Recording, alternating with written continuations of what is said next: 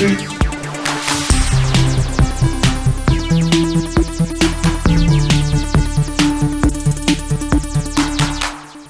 what's up, Sifters? Welcome to GameFace, episode 338 on Sifted Games at Sifted.net. I'm Shane Satterfield, and I'm here to deliver discussion on the week's biggest topics in gaming. And alongside me to do that is Matthew Kyle. What's up, Matt? Not much. No Luna yet. No, Luna. Our co-host has not shown up yet. Luna's late, but we'll see. Sometimes she gets here on her own She's turned time. into a diva now, see. Last time she disappeared when she realized she wasn't on camera. It's all going to her head, Matt. She wants that camera time. Hope you guys are doing good. Hope you guys have had a good week, and you're looking forward to a great week this week. It's been a very slow week in the world of video games, Matt. It has. Well, really... other than the box office. Yeah. And we'll talk about the Super Mario Brothers movie today. That's going to be the first topic. We're going to give our reviews of the film. I'm sure some of you guys have seen it, but not all of you, as I'll get to in a moment. But it has been a very slow week for games. No big game releases really at all. There was kind of one, and you played that. There was a new side mode that was released, and I played that. So we did play everything that came out this week. There just wasn't a lot. The good news is there's tons of other topics that we're going to discuss on today's show. So don't think that we're going to shortchange you for GameFace 338. Nothing could be further from the truth. So then we have a great show for you guys, just not a bunch of games. You guys may actually like today's episode a little more because instead of us spending in 45 minutes or whatever on one game, we have a ton of topics that are going to move. So this show is definitely going to move along more than the average episode of GameFace. Let's check in on chat here and see how y'all are doing since we last ran into everybody. Last week I missed, by the way, I want to apologize. Last week I missed thanking everybody for Twitch Prime at the beginning of the show. It's hard to remember to do everything whenever I'm running TriCaster and trying to host the show, so hopefully you guys can cut me a little bit of slack. Corey Film, thank you for Twitch Prime. Andy T. Monahan, thank you for subscribing at Tier 1 for 36 months. That is flipping awesome. Thank you. As you can see, the hype train is already starting to leave the station right now. Rosencrantz, thank you for subscribing at Tier 1. That's awesome. Eve Demon reminds us that Mega Man Battle Network comes out at the end of the week, and we'll discuss that in next week's show. Texture Glitch, thank you for Twitch Prime. David Nordic, thank you for Twitch Prime. Not sure if you work at THQ Nordic, but if you do, you guys are doing a good job over there.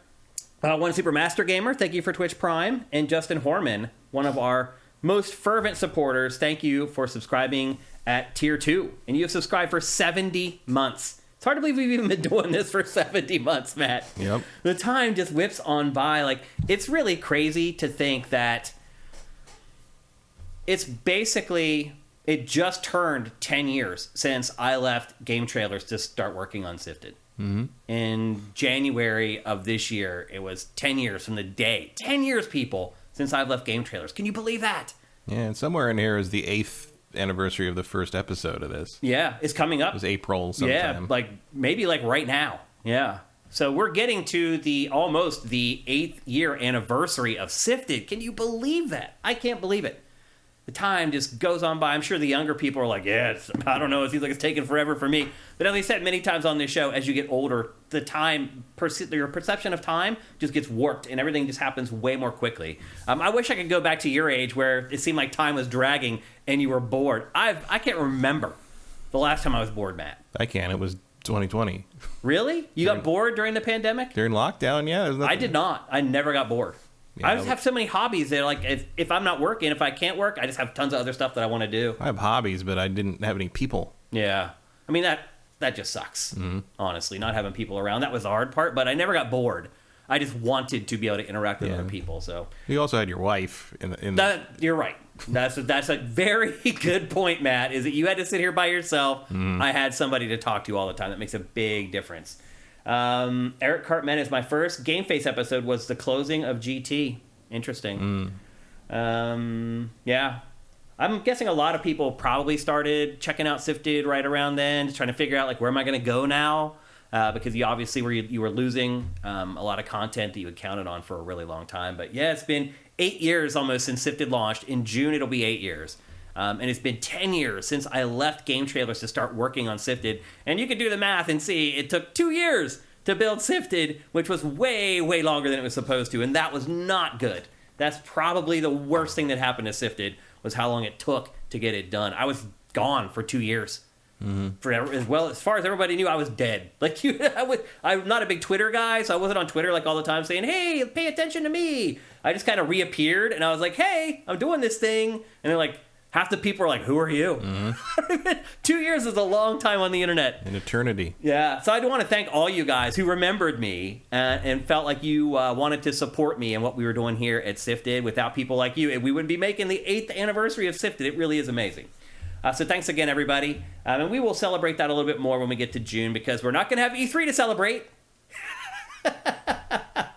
God of Gamblers 33, Shane Impactor bonus round was the first video I saw on Game Trailers. Interesting. Because the weird thing about bonus round was I wasn't on there all that often. I only went on bonus round when somebody bailed at the last minute. Like, the idea was that I was not supposed to be on there. In fact, I've never really wanted to be on camera at all. The only reason I was ever the host of Invisible Walls was because we did auditions with 40 people to host the show. We brought in people from the outside. We had everybody inside Game Trailers who wanted to host it, do an audition, and we never found anybody. And eventually people were just like, "You should do it."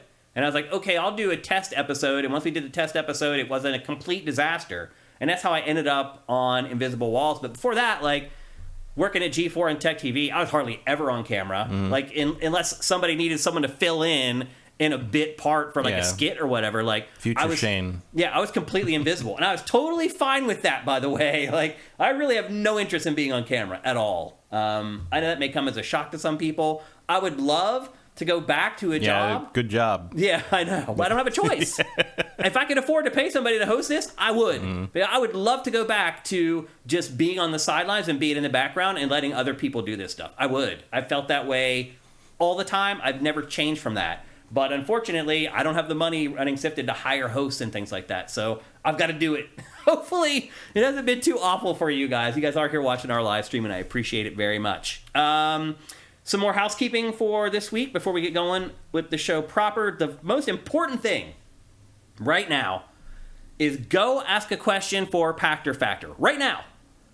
Go to your browser, open a new tab, either go to sifted.net, you can't miss it, where you need to ask a question. You can go to youtube.com/siftedgames and click on the community tab, and there's a post there for you to ask questions. You can go on Twitter @siftedgames, and one of the very last tweets that we've sent out is a call for questions. Please go and ask questions for Pactor Factor. I checked this morning, we had 4.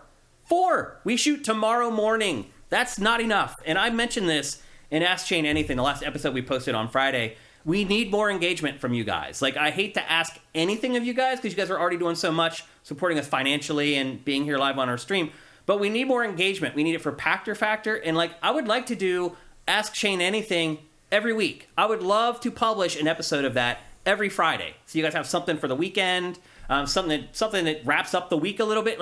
But we need questions. So if you guys could go and ask questions for Pactor Factor, again, I shoot first thing in the morning tomorrow, and I have 4 questions right now. So we need 16 good ones. So if you guys could go and do that right now, I would really appreciate it. There's nothing more important for you to do right now than that. So if you could do that, that would be awesome. A couple more general housekeeping things. This week, a patent was uncovered, Matt, for a PlayStation controller that is affected by heat. And it may actually morph based upon the heat in your hands. How do you feel about that, Matt? I feel like we're never going to see anything like that because it's stupid. Yeah, it sounds like something that Sony's a lot of stuff you just patent because you're like, oh, that could be a thing one day and we want to have that. And we don't want somebody else to be able to take it. Basically, it's like, this is something, it's not really anything, but Nintendo might make it something, so let's patent it. I think that's probably what's happening there. If you think about it, though, Nintendo kind of already tried to do something like that with, what was it called? The vitality sensor? The vitality sensor was sort of along the same lines. Yeah. I think it was more about your heartbeat. Yeah, it was checking your heartbeat and all that. But I'm sure it did body temperature as well. I don't think it would morph into anything. No. But the idea was, it was also for it was supposed to be an expansion, I'm sure, more of a Wii Fit thing. But I think they also talked about how it could monitor how afraid you were in a horror game like that. It would affect the game. That would not work out well for you with me. I guarantee. They just have to start pouring on the jump scares for you. or even I'm like, you're gonna need a new metric on how annoyed I am. That's really if they change the game for you, it would just be a jump scare every second and a half. And I'm just like, okay, whatever. It'd be like that. I think it's a Far Side or something where it's three guys falling down a bottomless pit, and they're all screaming. It's like 2 hours later, and they're just all like sitting there bored. Like, it's a bottomless pit. You're never gonna hit the bottom. You're gonna starve to death. Yeah. Swan Senpai is asking, did Nintendo have a heart monitor? Yeah, it was called the Vitality sensor, and it was it was just like a hospital thing. Yeah, it was just a finger clip. Your finger, just like if you're in the hospital, and it just measured your heartbeat. And the idea was that as your heartbeat went up or down, it would affect what was happening inside the game, and it just never came to It made fruition. more sense when they thought that they were going to lean hard into the Wii Fit stuff, and they just never really did that. It would probably have worked pretty well with Ring Fit. Like that would be a good kind of expansion content for Ring Fit. You're right though. That was kind of Nintendo's chance to roll it out, wasn't it? Yeah, and it still said no. So my guess is the Vitality sensor just is a rare.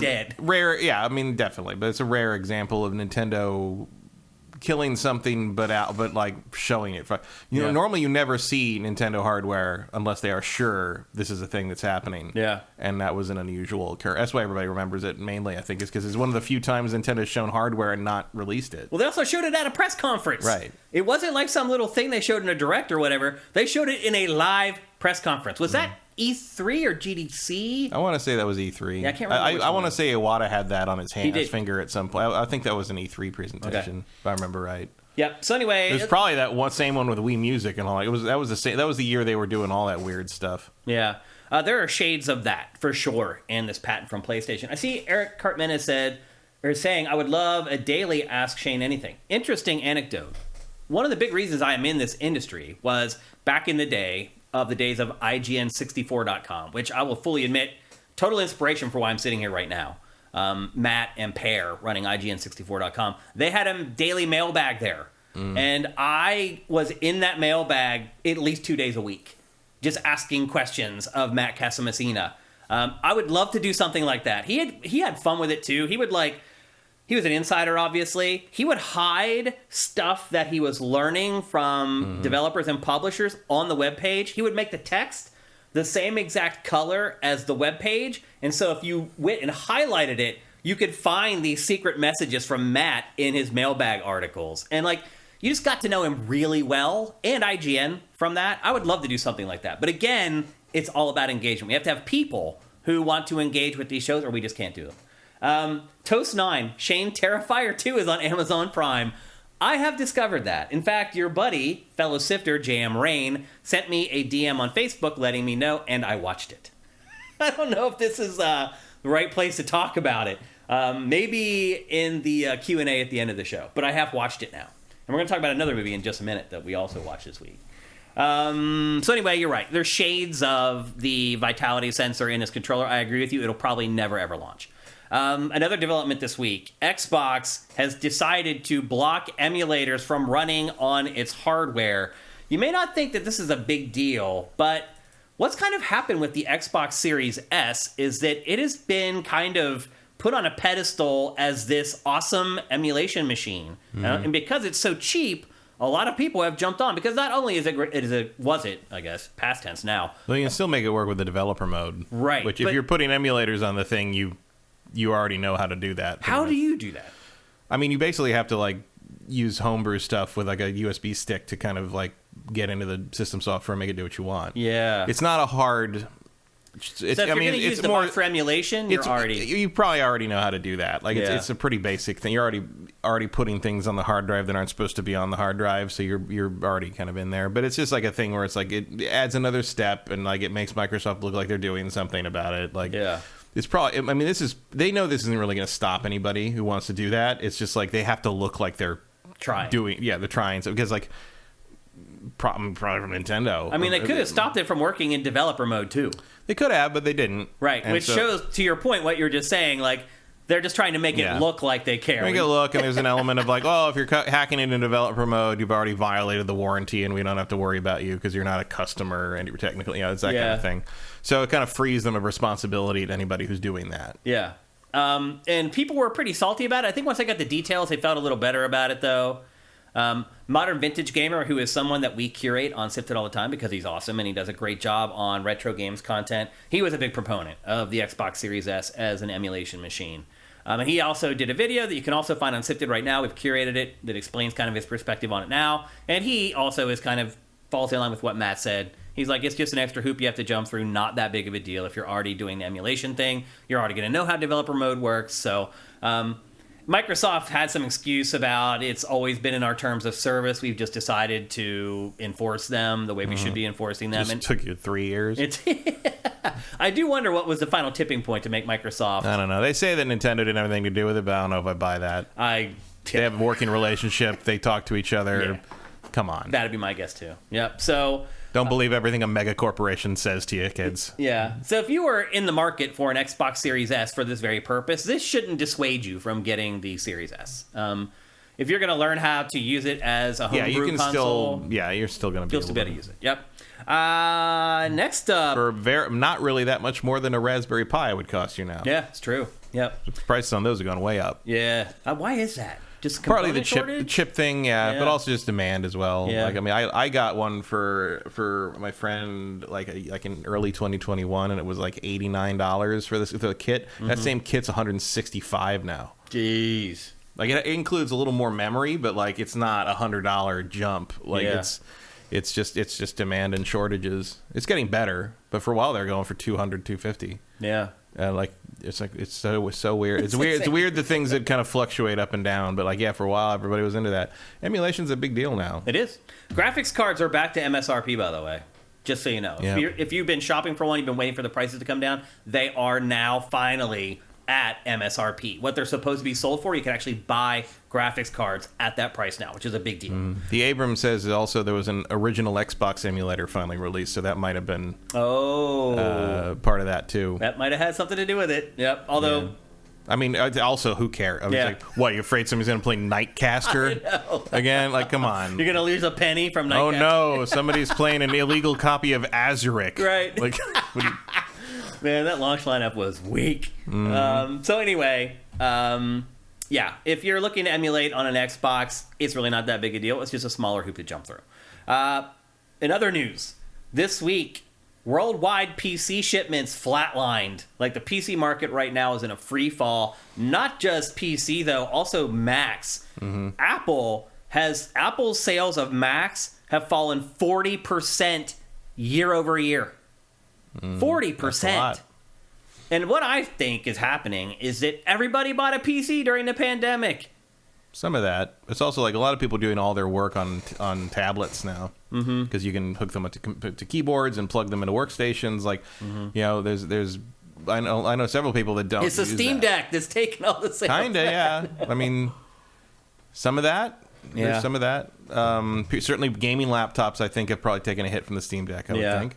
I have no interest in ever owning a gaming laptop. I have one, but it's because I got an extra one. Like basically, my brother-in-law had an extra one. He's like, "You want it?" I'm like, "Sure." They're so heavy. They're so hot. Yeah, this one's not that heavy, but it does run very hot. Yeah. But it can play. It's not like, again, it's not very. It's kind of like having a portable gaming system where it's like, why would I play anything on this one? I can just go in the other room or wait a little while. But I played like SWOTOR on a game. I bought a gaming laptop to play SWOTOR when I went home the year that launched.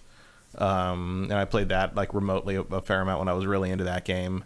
But yeah, I don't really gaming laptops are. I mean, I'm impressed by some of the stuff they can do now, but like, yeah, not for me. I'm a desktop kid. Yeah, I'm a PC guy. My wife has a Mac, but I'm PC all the way. Yeah, I have a MacBook that I use for everything that isn't gaming. Like that's my daily driver. Email, business, writing, your video, everything. I only use the PC for games. No, that's it. I'm PC all the way. Not Sir says those Macs are really expensive. They are. Oh yeah, very expensive. They are really expensive. So you don't want to get one. I mean, my Mac was not that old. I want to say it's 5 or 6 years old, and the one it replaced was like 11 years old. I mean, they last a while usually. Although this one is, I think this one might be running out of steam. It's got a swollen battery, and like it's starting to get. Yeah, I don't think you have to upgrade your PC as often as you used to. The M key doesn't really work anymore, so there's a lot of M typos when I'm sending people messages. So I'll probably have to replace that. And it's like the keys are like wearing, the letters have all worn off the keys and stuff. And other people that have like I have a MacBook that's the same age as mine. I'm like, yeah, well, I don't know. I sweat acid apparently. I don't know. It just wears the stuff off the keys. Esmond says, same here in South America. It makes no sense to buy a Mac here. It's cheaper to travel to the U.S. and buy the thing there. Yeah, I believe that. That's crazy. What you got to do is make friends with someone who works at Apple and get their employee discount. That's the trick. Tori Until, thank you for Twitch Prime. That's the pro gamer move. Yeah. Cinetyke says, if you buy a GPU, don't get one with 8 gigabytes. You got to go for more. We've seen lots of problems already in recent games. Is that true? Yeah, you definitely want a 16 gigabyte GPU VRAM. Yeah, really? For sure. They're so much more expensive. They are, but because they know. No, 16. A lot of games, especially the higher end games now, are just going to assume you have 16, and they'll run on 8. That's discouraging. But that's someone who's shopping for a graphics card right now. That's discouraging. No, I would go 16, no question. Oh wow, maybe I'm not shopping for a new GPU. I can't afford that. All right, we'll see. I mean, there's people I'm sure it doesn't make sense, but like. Part of the problem is like Cinetyke saying they've seen problem. It's not like it's not going to look as good. It's like some of them are crashing. They don't work right. Yeah. So like and that's just going to get worse. I think they've actually extended it through 8 gigs for a pretty long time. Like, oh really? Yeah. I think they've held on to that for a while, and like you're starting to see the new stuff and the new sizes and the new like it's just not sustainable anymore. It can't hold all that. That sucks. There probably are tricks. Time Zini, I was looking at a new 4070 since it seems like it's going to be the reasonable price, but I think it's only 12. 12 is probably fine. Like it's the 8 that seems to be the limiting factor now. Something to keep in mind. And that's only with certain games, so it's not like you really need to go crazy with it. But like, and Cinetyke also notes that AMD has good offerings at 16. Whereas the NVIDIA, you got to go much higher on the chain to get to the 16. So price-wise, AMD you'll get a lower priced card with 16 from AMD. Gotcha. And NVIDIA, but again, NVIDIA has the bells and whistles everybody's excited about now, like with the path casting from the new overdrive mode from Cyberpunk, which is the path. That's the path casting stuff. Yep. Path ray. No, it's not ray tracing. It's path tracing. Tracing. Yeah. Which I loaded. All that hot stuff is coming from NVIDIA. I loaded that up right before the show, and it looks amazing. DLSS. Yeah, DLSS is the trick there, because like you turn DLSS off on this thing, you're getting like 15 frames a second. Like, just bring your PC to its knees. The DLSS stuff, especially the 3.0 and the 40 series, is basically magic. Yeah. And they even Cyberpunk had some DLSS flaws. I loaded up last week, and like there's some issues where like the headlight of the motorcycle on a wet, dark freeway at night, you could see sort of on the edge of the beam where it was sort of interpolating stuff. Right. And that's gone now. Oh wow! After that the update, it's impressive. Yeah, it's pretty sweet. Cinetyke saying ray tracing overdrive mode is like 20 FPS with a 4090. No, it's like 60. Like it's running real well. It's super playable. And I put it to. It's funny how people now are like, 60. Like 60 used to be like the holy grail. 60 was the goal, yeah. But overdrive on mine, I didn't do a frame rate count yet, but like it is super playable. It's absolutely fine. It's got DLSS on, so it's like I think it was running a pretty steady 60. I didn't notice any real drops. I believe it. Yep. So yeah, tech. PC shipments right now are terrible. The PC market is kind of flatlining. I don't know what's going to fix it, because PCs last longer now than they used to. Like, I think part of it might also be like the shortages were such a problem that everybody had different solutions. That could be. So people just sort of out of the market for a while. That could be, yeah. Not looking good for the PC market right now. Next, something we don't talk about that often on GameFace, which is esports. But there's a story going around the industry right now that's just too juicy to not at least address here in housekeeping. And that is that FaZe Clan, which was the first esports organization to go public on the stock exchange, has basically went completely belly up. Mm-hmm. It is now in penny stock status. Don't forget that at the Super Bowl this year, Snoop Dogg wore like a big like FaZe Clan thing, like on stage. He had just signed on. He dropped FaZe Clan this week. Yeah, he sold all his shares for like a penny. It's beyond time to admit that there is no money in esports. I think people have finally figured it out. And now if you go to Vegas and you see all these esports palaces that they built there, like my friends will go to Vegas. Like the arenas and things, yeah. And they'll text me and they'll be like, hey, like I'm here with my sons or whatever, or my son and his best friend, and we want to go to like do the esports stuff here. And I'm like, bro, don't. No, like, there's nothing to do. It's nothing to do. But it's funny that like the marketing worked. people from outside of Vegas who go there think that it's like this mecca for esports, and you can go there and do all this cool stuff. And Yeah, as it well, a turns lot out, of the marketing was just for investors. yeah. Like, and they got a lot of it. Like, after a while, everyone finally realized that, like, oh, there's no actual revenue stream here. Yeah. Like, where does the money come from? Yeah. Nowhere. It doesn't. It's investors and sponsors just throwing money in a hole. Like, there's never any return on it. It's been the eternal question in the games industry for at least 6 years now. How can you make content around esports that people will watch and care about? How can you make money off of esports in any way, shape, or form? Yeah, and Eric Cartman has notes that Evo is kicking, but Evo's kicking because A, it's corporate owned, and B, Evo doesn't try to be more than it is. Well, Evo Japan just had a bunch of problems, actually. Yeah, Evo Japan didn't go, but It was maybe like a mess. Vegas Evo is going to be the same old, same old. It's going to be in the Mandalay Bay. They have enough money from sponsors, and the sponsors are basically the companies that make the games because they know that Evo is a good promotional tool to get people excited about those games who are going to buy and play the games. They are not. Evo is not under any kind of delusion that they are going to reach a mainstream audience anymore. Yeah. They had their couple years on ESPN where they tried. Yeah. That was the best, No one and it cared. didn't work. No one cared. Yeah, that is not a thing anyone's going to break out of because it's not a universally identified thing. And I think fighting games are the closest anyone was ever going to get to that because fighting games are the easiest to understand. Everyone gets it. Yeah. All you need to know is what a fight is. And I can't explain League of Legends to a lot of y'all. No. I can imagine trying to explain it to my mom or I somebody. don't know what the hell I'm looking at half the time. Yeah, it's and I crazy. know games pretty well, but Yeah. I'm just like, no, I don't understand. I know the terminology. I've tried to understand what I'm looking at. A lot of people have. And it's just, it's like, A, I don't understand what's happening or the mechanics of why they're doing what they're doing, and B, I don't care. Caring is the important part. I don't care who can play a video game better Yeah. than me. Certainly if I'm not in the game. Yeah. FaZe Clan has also become really diluted. Like, if you play games online, any game, like I play Rocket League, I play Call of Duty, it's hard to join a match without somebody having FaZe in their username. And chances are, all of them are fake. They're not really in FaZe Clan. Of course not. But there's literally thousands of people that have FaZe in their username online. It's too bad this isn't a big enough story to be an actual topic because it's begging for the lower third unfazed. It really is, yeah. So it's like, I play people and I whoop their ass. I'm like, oh, you're FaZe Clan? Okay. Like, and that does a disservice to the real FaZe Clan. Because it's supposed to be this lofty organization with the best players in the world. And as it turns out, when everybody is calling themselves FaZe Clan and they suck, people are like, well, why would I put money in FaZe? I'm better than you. And you're supposed to be this esports guy, even though they're not. Like, there's nothing you can do about it either. If you're FaZe Clan, like, you can't keep people from creating usernames with your name in it. I mean, it's like someone showing up to a pickup game with a Bulls jersey on. Right. It's like everyone knows you're not playing a Chicago Bulls player. Yeah. I guess that's fine. Yeah. But like, that's basically what it is. Yeah, same it's just, thing. but like, the thing is, like, online, someone can like pretend and like insist and da-da-da, whereas like on the court, everyone knows you are not. Yeah. From the Bulls. Yeah. It's a different world. It's a different. And it makes you look differently at the Bulls or FaZe Clan, and that's what's happened. Like, the value of the brand has just hit rock bottom. Right. It's probably going to dissolve.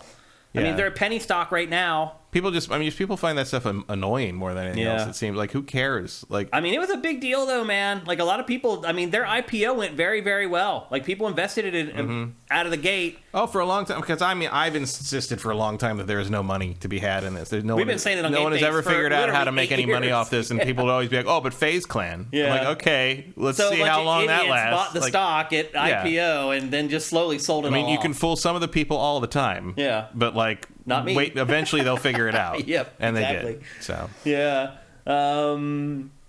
I hate that broy gamer phase with marketing from Not Circ. Yeah, I mean, it was kind of like, there's this new sports like content conglomerate called Barstool.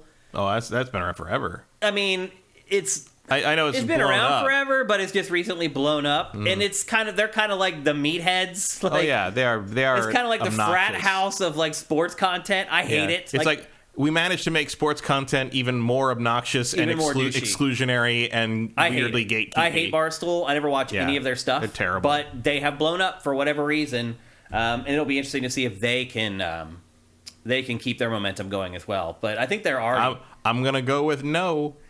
They're kind of golden already, though. They found like big investors to invest in them. Yeah, we'll see how long that lasts. Yeah, we'll see. Because the thing about investors, they expect a return. They do. So. Yeah.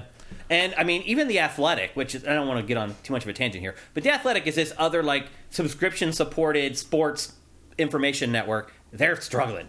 Like, and their subs now are down to like $1 a month, and they still can't get people to subscribe. So subscriptions in general are just really doing bad right now. Like, I left Netflix last month. I never thought I'd leave Netflix.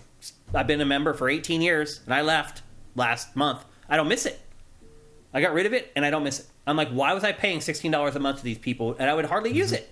And finally, I'm just like, I'm going to cut it. If I miss it, I'll get it back. And a lot of people are doing that with subscriptions right now. We're hurting. COVID killed us. Netflix is hurting. They're bleeding subscribers, like lots of subscription services. I still have Netflix, but like just mostly for the British baking show. Well, I'm like thinking, I'm like, what is going to make me come back? Probably the next season of The Witcher. I'll get it for a month or two to watch that. Yeah, there's one more Henry Cavill season. That's right. Sex, Love, and Robots, stuff like that. Black Mirror. When those things come back, they do Black Mirror again. When those things come back, I'll get it for a month. What was the interactive Black Mirror? Remember that special they did that was like a choose your own adventure thing? What was that called? I don't remember what it was called. I can't remember. I know what you're talking about. Someone mentioned something, made me think of that. I'm like, oh, it was like that Black Mirror thing. What was it called? I'm like, I couldn't. It was like Bandersnatch or something like that. Exactly was that what something it was? Like that, Boonderslatch or something. Yeah, it wasn't very good though. Bandersnatch. Bandersnatch. Yeah.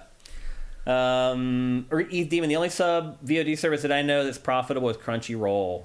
Yeah. Apple YouTube TV is doing really well. They just bought NFL Sunday Ticket, and they announced the prices for that today. It's like $450. Yep. I'm amazed. I was always amazed by how much Red Zone costs and everything. Well, Red Zone, I can all the get DirecTV stuff. Red Zone, I could get, and I'm wondering if they'll even have it now. $10 a month during football season. Oh, okay. And that's fine. Like, it just, because Lawrence used to pay obscene amounts of money for the full. The Sunday ticket, where you can choose to watch every game, and like that's $400 and some dollars on YouTube TV. And what they should have done is offered team-specific packages. I should be able to pay $100 and get every Steelers game. Like, I don't want to watch every Buffalo Bills game or every Bengals game. I just want to watch the Steelers in California. $100, I'll pay you that. I'm not paying $400 to watch a bunch of games I don't care about when I can get Red Zone Channel for $10. Anyway, I don't want to talk about this. Subscription services are in a flux right now. Like, it's going to be interesting to see when it all shakes out who survives. I think you know where the real I know there's some stuff like this, but you know where the real like money might be here? Make an app that helps you manage and schedule all your streaming service purchases. They exist already. They exist, but I mean, I'm something really robust and like okay, I want Peacock when the new season of and it just automatically you go and set it up in a like grid a keychain app for like when the new season of Witcher comes out, I want to be able to watch that on Netflix, and when the new that Ryan Johnson mystery show, when the next season of that comes out on Peacock, that's the only time I will ever consider giving money to Peacock. Things like that. I like something where you can almost like schedule it out. But again, at that point, you're already paying more and doing more work than if you just subscribe to cable. Like streaming services have come all the way back around, and they're more trouble than cable was. It is. Yep. So next, obviously, The Legend of Zelda: Tears of the Kingdom is now just about a month away, which is amazing. But something happened, and an art book for the game was leaked. Months ago. Yeah. This was a long time ago. And Nintendo has just now decided to go after the person who leaked the art book. That just seems so petty. Yeah, take it down makes sense. Yeah. Like a cease and desist on the... It's too late, though. Once it's out there already. Like... But yeah, they're just going after the person now. Which is like, just okay. Like, why? Like, Nintendo just, it seems like it takes one step forward and two steps back pretty consistently. It can just never be on this consistently upward trajectory where it understands its fans and does right by its fans. Look, I'm not saying that like the person who scanned the art book and put it up online should have the right to do so. No. I just think that it's pointless to... Yeah, and it's a completely victimless crime. Yeah. Like, if you even want to call it that. Like, yeah, because I started looking through some of the scans, and I'm like, there's really nothing spoilery in here. No, like, there's nothing that spoils the plot. Also, hey, if you wanted to control the narrative, maybe you should have showed the fucking game a couple of times. Like, who can blame Zelda fans and Nintendo fans for doing shit like that when Nintendo won't fucking talk to them? Yeah. They cut them off and don't give them. Like, what we're just not going to show this game until like 3 months before. I mean, I don't care about that. I understand like what the plan is there, but like there's people like hungry for this shit, and of course you put that art book out early, or if somebody gets hold of that early, yeah, it's going to happen. Yeah. Yep. Pot F2 says spoiling a video game shouldn't be illegal. LOL. I'd agree with that. I mean, do the takedown, deal with the copyright issue, but like, it doesn't. Like, you're not going to stop this from happening from anyone. Like, how can you stop people from scanning books and magazines? You can't. There's nothing you can do. Just let it happen and let it go. Sell it digitally and beat them to it. Yeah. That's really the only thing you can do. They should have just put it up online as a PDF. That was, the iTunes store proved that the way to combat piracy is to make stuff available. Make the legal way to get things easier. Yeah.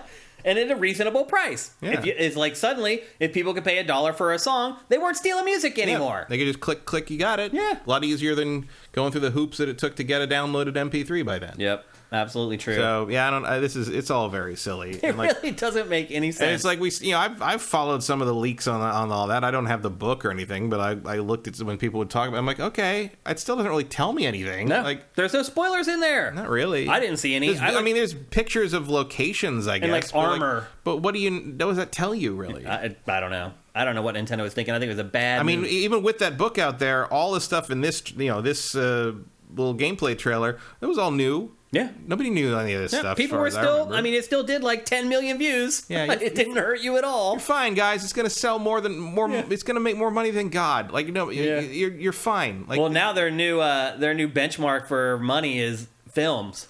No. I've seen that, but it's like, no, because they're going to make way more money from the games than they're going to make from the films. Like, the films are great publicity, but I promise you to get a bigger cut of a game sale than of a ticket sale. Oh, yeah, the cut for sure. Swan Senpai says Sony started delaying their art books for this reason. Yeah. I mean, generally, you would want the art book out alongside the product, it's not ideal. Or after. Like this, the Marvel art books come out, I think, either the same week as the movie or a little bit after.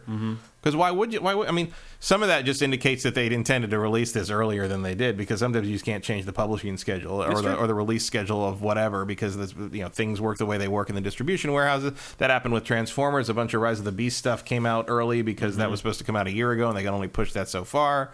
It's just nature of how it is, but this was going to happen. This would have happened if this had come out like the day the game came out too. Like, would you still sue come after the guy that way? Maybe, they're Nintendo, but like, it's so unimportant.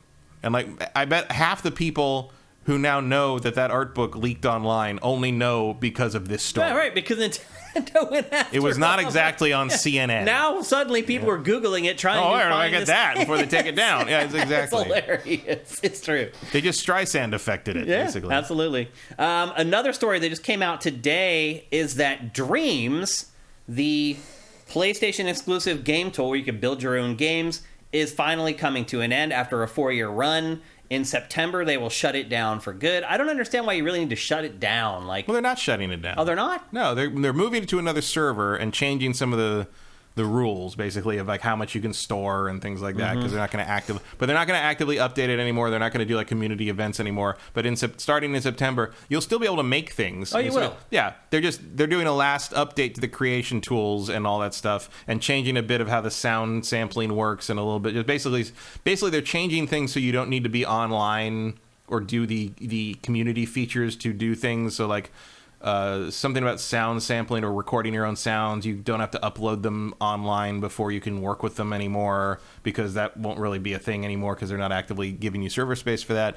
There's going to be a 5 gigabyte storage limit, but it only applies to stuff after that final update. So if you have more, all your stuff that you've already made does not count towards that limit. And you can still make things and share them and do all that. They're also changing some of the trophies that require the community interaction to no longer require community interaction. Oh, that's good. So, like, instead of visiting someone's home space, you just need to, like, look at someone's profile now to get that trophy. Okay. Dreams will still be functional. You will still be able to make things and share them and publish them and all that. You're just not going to update it anymore. No new tools or no new assets. No new tools, no new assets. No more community days or like game jam like they used to do. They used to do tons of stuff like that. They did a lot of streams. So basically, they're saying like, okay, the game still works. You can still make stuff and upload everything, but it's all up to you guys now. Like it's no longer a living updating game, a tool set. This is what it is. Dreams will be. It's done. Like, this is what it is. This is what you have to work with. You can still go nuts and make whatever you want, but it's no longer going to keep getting new content from the devs. And no one's complaining, by the way. They've supported this game plenty long enough. Well, no, there's plenty of people complaining. Really? Because there's a bunch of people there. I saw this this morning, and like, there's a bunch of people who are mad because they're like, we would have paid a subscription for this. Why didn't you even try to save it? Kind of thing. And of course, because they know how many people are using it. Right. There's less than 1,000 daily users, and that's for free. Yeah. And if you like switch it to like, pay even like $10, like, you're gonna get a fraction of that. It's not gonna be enough to sustain something like this. This is a pretty sizable team working on this, and some of the team is already leaving and moving on to the next thing. I want to see what Media Molecule is going to do next. Absolutely. I'm ready for what's next. They supported this way longer than I ever thought they would. I agree. So I don't. Anyone who's complaining, they're just sour grapes. I think this is. They have the data. This is entirely fine. You're still gonna be able to make stuff. People are still gonna be able to publish stuff. It'll still be a living community, a fairly small one, but it's still gonna be there. Mm-hmm. It's just they're not gonna update anymore. And they're going through a lot of trouble to do this server migration and put everything in the place where it can still function and still be used and still be played with, and none of it's going to shut down, because it's very important to Media Molecule that everything people have made still gets archived and survived too. Mm-hmm. Like, they're being very conscientious about it. Yeah. So they're handling things the right way. I think so. No, yeah. I'm not begrudging them at all.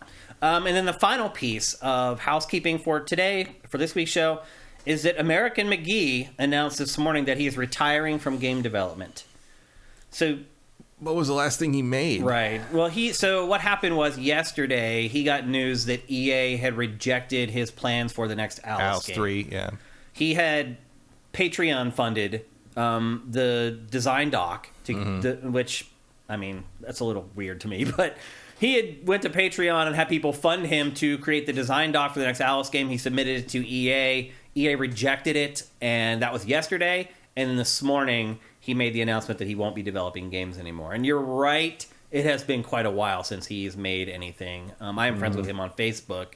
And he doesn't even really talk about games or game development anymore. I was kind of surprised he had even tried to get Alice made, honestly. It didn't seem like it was still a part of his kind of daily life. No, I mean, it was the thing he's most known for, and those games were okay. I mean, this is saying that Alice Madness Returns is the last thing he made, which is 2011, game wise. Yeah, it's been a decade. Canceled Alice Asylum. Again, that's probably part of it. Is like Asylum stories are not really in right now. Yeah. And there was also Oz Adventures, which I'm sure was a darker, earlier take on Wizard of Oz is already kind of is that. Yeah. Like, Black Sierra is saying, hasn't he retired before? I don't think he's ever announced. I don't think he's ever said he retired, but like, what's the functional difference at this point? He hasn't made a game in 12 over years. a decade. Yeah. So like, and the game before that, when he did with creative director on Grimm, which I don't even remember. And before that, he was a creative director on Bad Day LA, which is one of the worst things I've ever played. Yeah. So, not exactly a. I like Scrapland. Scrapland was good. Bachby says the Alice game was the first game I reviewed for an official outlet. So you will always remember it. That's exactly how it works. That's Grandia 2 for me. Mine was Lego Rock Raiders. I mean, that was the first one I had reviewed for GameSpot. I had reviewed like N64 and Dreamcast stuff on my own site before ever I got my job at GameSpot back in 2000. But anyway, that's it for housekeeping. I think you guys are good in chat. I don't see anything crazy going on in here. I think we're ready to kick off the show proper. I'll give you one guess what we're going to discuss first on today's show.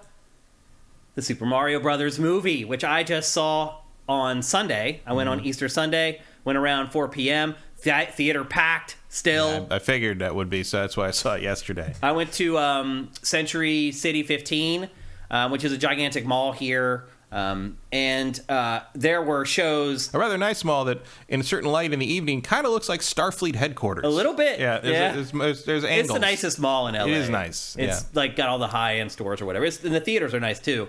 But they had that airing every 30 minutes. So they had it in 3 different theaters, and it's just rolling. Well, you will recall that since the first teaser for this thing hit, I've been saying this movie's going to make $1 billion easy. Like, wait, actually, before we get going, we do have one thing that we have to take care of. Oh, right. We need to hear from our sponsors. LS Cream is a fine cream liqueur created by fellow gamer and sifter Stevens Charles. It's inspired by an ancestral recipe from Haiti called Cray Mass. and a double gold winner for its original taste at the New York Wine and Spirit International Competition. Ellis Cream can be enjoyed on the rocks or as a mixer for drinks with its rich blend of fresh cream and neutral grain spirits with notes of coconut, vanilla, cinnamon, and nutmeg. It's great in coffee or to make espresso martinis. To learn more, discover amazing drink recipes, or to track down your own bottle using a handy store locator, head to creamls.com. That's creamls.com.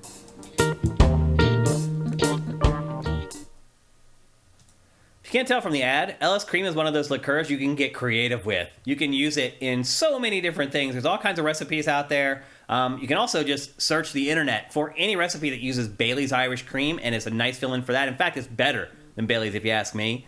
So I highly recommend checking it out. Go to creamls.com. There's a store locator there where you can find how to buy it. And just above all, as I say every week, support your fellow sifter, support your fellow gamers. Okay. Now, let's get on with the discussion of the Super Mario Brothers movie.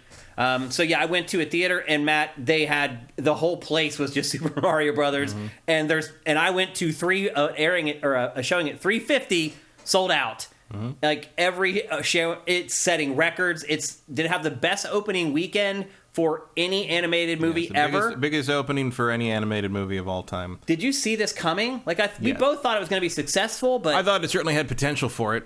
I mean, $1 billion is not nothing. You know, I'm not. That's one way to put it. And now we're at a point where where analysts are predicting that if it holds, we'll see what it does second weekend. If it holds, you're probably looking at the biggest animated film of all time, surpassing. Frozen 2... It beat Frozen 2's opening weekend. Frozen 2 is the top-grossing animated film of all time, unless you count the Lion King remake, which is a little more, $1.6 billion, I think. Yeah. Mario, if it holds the second weekend, will probably beat that. And with home video sales and rentals, it has the potential to pull in $3.5 billion. Wow. So wait, you're saying earlier that it's better to make a video game? Yes, because Nintendo is not going to get the slice. What do you think they make off of each? Well, half of that goes to. Well, I don't think they make anything off ticket sales specifically. Oh, really? I think they probably get a cut of the gross revenue. Mm-hmm. Half goes to the theaters, and then you have to pay back the budget, which is probably in the 150, 170 million range for a big CG animated thing like this. I would think they'd be up there. That's insane. Oh my god! And I'll double check, but it's movie budget. But basically, the rule of thumb in movies is you have to double your budget to even begin making profit, which they will. They've already done that, pretty much. But the trick is you spend all the money you spend on the movie, and then you basically spend that same amount of money again on marketing, and then you also factor in how much money you're losing to distribution and theater cut, which is bigger at the beginning of the release than it is later. You've only got a 6-week run most of the time. Mario is actually hitting VOD rental in 32 days after release, which is pretty standard for kids' movies. That almost sounds stupid. No, because once you're in the late 5th and 6 weeks, you are generally out of steam. And the people who haven't seen it yet are not going to see it in a theater. Now, here's one thing. A lot of movies are doing that now. So on my Twitter feed, I'm at Dinfire on Twitter. I put up a poll. And I was on my way. I was actually in the theater when I put up the poll on Twitter. I was about to watch the film. And I just asked, Super Mario Brothers movie, did you like it? Yes, no, haven't seen it, won't see it. And literally only 2% said they didn't like it. Everyone else said that they liked it. But the crazy part of that poll was that 48% of you guys haven't seen it yet. So there's this gigantic market still waiting to go see. There's a lot of home market for this. That's where a lot of the money will be made there. I think those people were saying though that they'll go see it in the theater. I thought they just haven't yet. The 48%. Well, you never know. Some people are saying that could mean either one. Yeah, a lot of people just don't see movies in theaters. I meant it in the spirit of, are you going to go see it in the theater? Yeah, that's not what. You're right. They may have read it differently. A lot of the people who chose that are both the people who haven't gotten to it yet and the people who are going to wait to watch it at home. Yeah, which I typically do as well. Honestly. But I mean, I would certainly. I was glad I saw this on the big screen just for the animation quality. I think a lot of the critical, the main, like the professional reviews, a lot of them said that the animation wasn't very good, and I'm like, I thought it was great. No, that was fine. That's the one thing I think is inarguable about it. It's illumination. Yeah. There's some shots of Luigi picking up his tools in this movie that look almost photoreal. Yeah, Like, somebody put some effort in. A lot of the character texture, the fabric texture. I mean, it's standard. It's what they all look like now, but it still looks good. Yeah, I had no issue with how No, it looks great. I mean, what would you want? Oh, you want the fucking Saturday Supercade animation back? It's like, I guarantee you don't want that. I watched some of those in preparation, some of the old Mario stuff. Just like, oh boy. I mean, I saw Polygon published an opinion piece where they tried to argue that the old Mario movie is better than this one.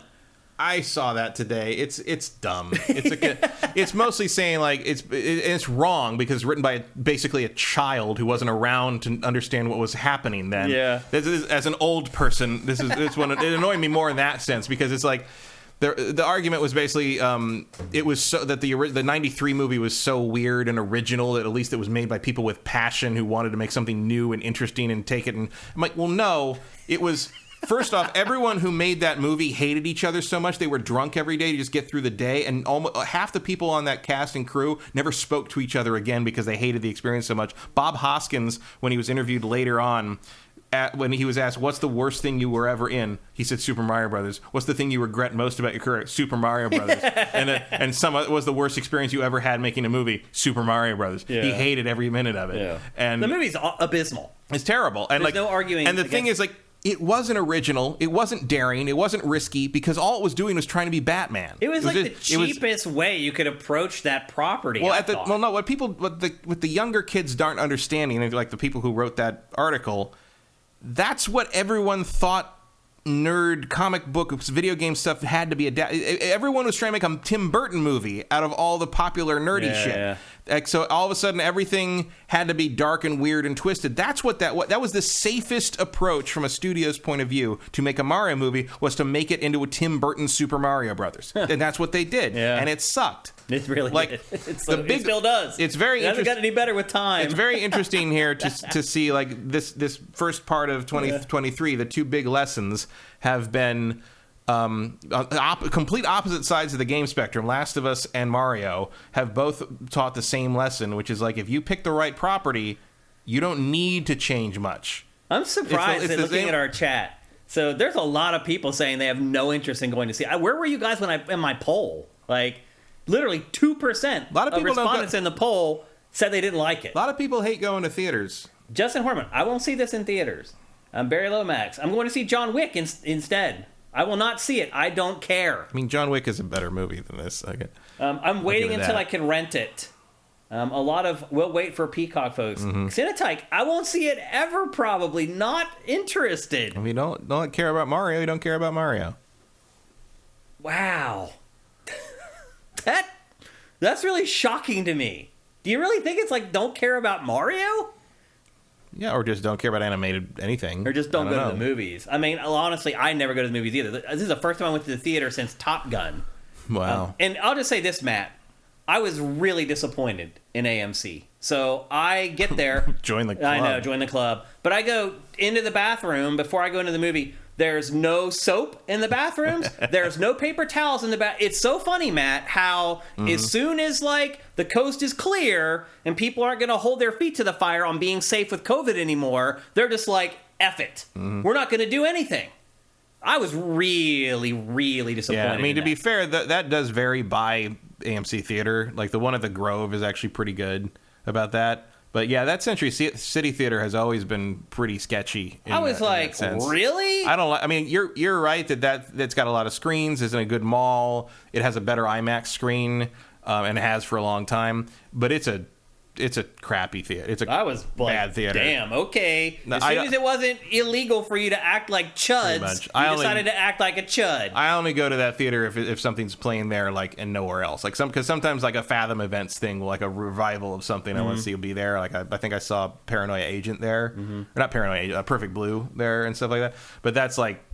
I won't go because that's pretty close to me too. That's not a hard drive to get over there. Yeah. It's probably close to you as well. But like, and I like going to that mall, but like I don't like that theater very much. I was really shocked. Honestly, if I'm going to go to an opening night thing, it's probably going to be Chinese theater. Partly because it's more centrally located for all the people I see the movies with, and also because these comments are hilarious. By the way, here's one: God of Gamblers 33. Mario has one of the weakest stories. I want to see a Luigi's Mansion horror movie. Well, you won't. You might want to go see the movie. There's elements in there, yeah. I mean, but it's funny watching how people are writing it off. Well, but if you've seen the trailer, you've seen pretty much all the Luigi's Mansion references, which is it shows him in He's in the part of the movie set in the mansion. But like 3 seconds, like he goes in and a bunch of Shy Guys show up and that's it. Is that really it? Yeah. Here's what I was. And that's not the mansion; it's a castle, right? But it's like, the same. It's a reference to Luigi's Mansion for this sure. This whole movie is like that. Anything that you're saying, like I want to wait until this or that appear, it's in there already. Right, but it's not a Luigi's Mansion movie. It's just like there's a reference to it. It's like if you want to, but again, you're not going to see. Nintendo's never going to make a horror movie. Like, that's not the closest you're going to get is, I mean, the closest you're going to get is what's in this one. There are a couple scenes with Luigi where I was like, okay, that's a little more intense than I thought they were going to get to, but like, okay. Was it the 1993 movie from the Max Headroom people? Barry Gooster's asking. That sounds familiar. I didn't realize that there were Max Headroom people. I mean, Max Headroom was made by a specific team of people, yeah. I believe that was the same director or something, yeah. That sounds right. That SNL sketch with Pedro Pascal might have helped with the hype. That's from Andy T. Monahan. Pot F2, I don't either. And I probably wouldn't have gone to see this in the theater either unless I needed to talk about it on GameFace, honestly. I probably would have just waited. I mean, the good news here is that like you've got all these people saying they don't like theaters, and you're wrong, but okay.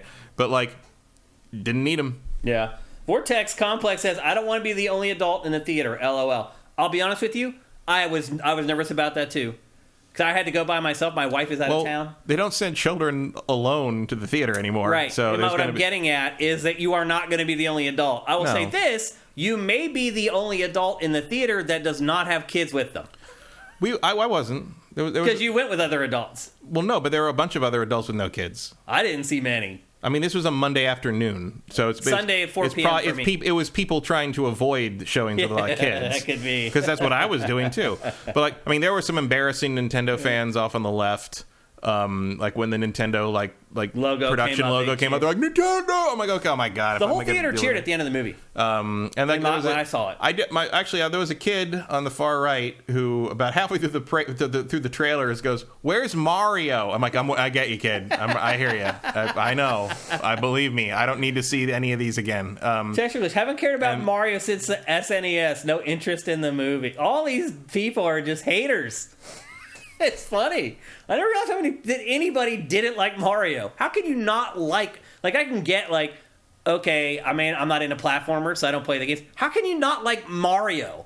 I don't like Mario. Really? No, I think I've always thought Mario... He's like the nicest person. No, I've always thought Mario was creepy. Really? Yeah. Interesting. And I've never... It was funny, earlier in the chat, people were like, oh, he's supposed to be like 25 in this movie? I always thought... I never knew how old Mario was. Miyamoto said he was 24 or 25. Yeah, but I've always pictured him as older, in part because Lou fucking Albano played him in the cartoon, and Lou Albano was already like 45 or something. Inside the context of this movie, it makes sense, though. He's very clearly young. Yeah. He and Luigi he's are still very... living at home. He's trying to become successful so he can get his own life, blah, blah, blah. So that adds up for 24. I just don't... I mean, I've never found him particularly compelling back in the old days, and then when it hit Mario 64...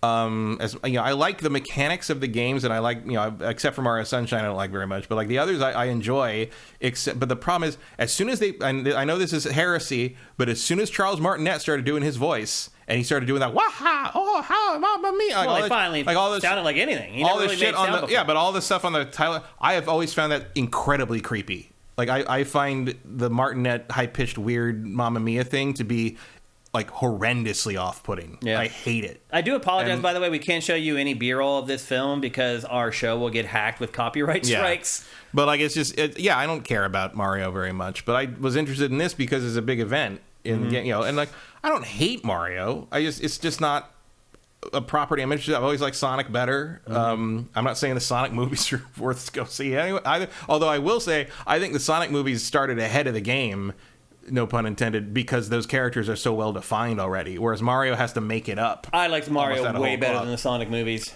Way better, like double better than I like the Sonic movies.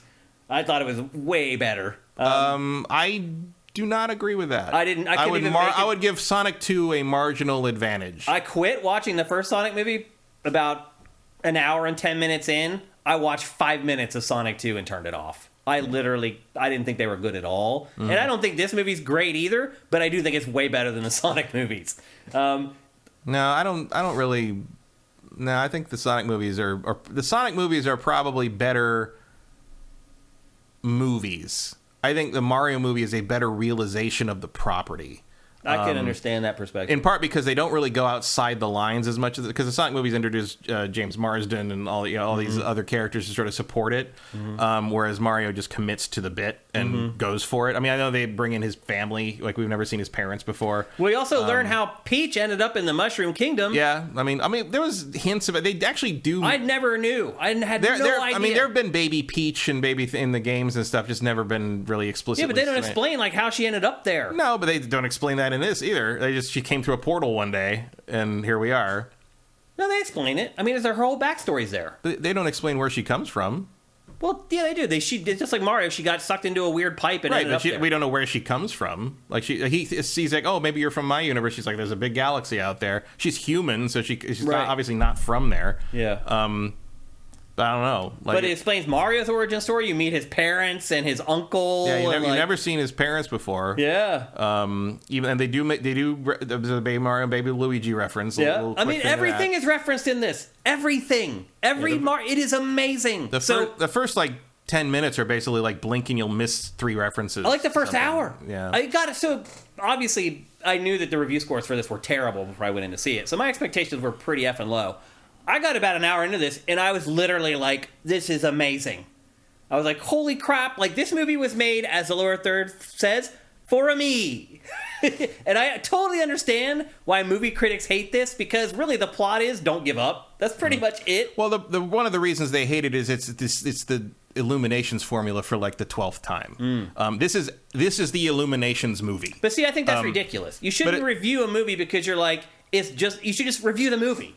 You shouldn't be like, oh, I saw this other movie that has a goat in it that is structured the same, so this movie sucks. That's bullshit. Well, no, it's not. But I agree. You judge things by body of work. Look at it like it's a movie. You judge things by body of work. It doesn't have a great plot. It doesn't have a bunch of threads going on underneath the surface. Well, next time you criticize a game for not building on the game that came before it, that's the same criticism there. It's not, though. It is, though. No, if I criticize a game that says... I don't do that. I don't criticize an open-world game because it's exactly like how they handle the open world in Grand Theft Auto. I don't. That's the real But what about if Grand Theft Auto 6 does the same thing as Grand Theft Auto 5? We're talking about the same company. We're talking about the same people. I don't care. Literally the same team. I don't care. I review every product for what it is. I don't think about any of that bullshit. Okay, well, regardless, the movie is very derivative in terms of if you've seen the other Illuminations things made by the same directors. Criticism judges directors and writers by their body of work all the time. It is entirely fair. That's bullshit and ridiculous. No, it's not fair. Of course it is. It's not. Of course it is. People hold Pixar and Disney animation to the same standards as well. That's why Pixar changes up so much. Everybody should be held to the same standard. Look, man, if you got to sit through 3 Despicable Me movies and a Minions movie... That makes no sense, Matt. So you have a great director who makes a movie. It isn't his best movie. It probably is still better than 95% of the bullshit. But because it's the same as this last movie, it sucks? That's insane. That makes no logical sense whatsoever. No, it does make perfect sense. How? I don't care. We're going to move past this now because you can't explain it. I just explained it. It's the same thing as when you say... You didn't. I did.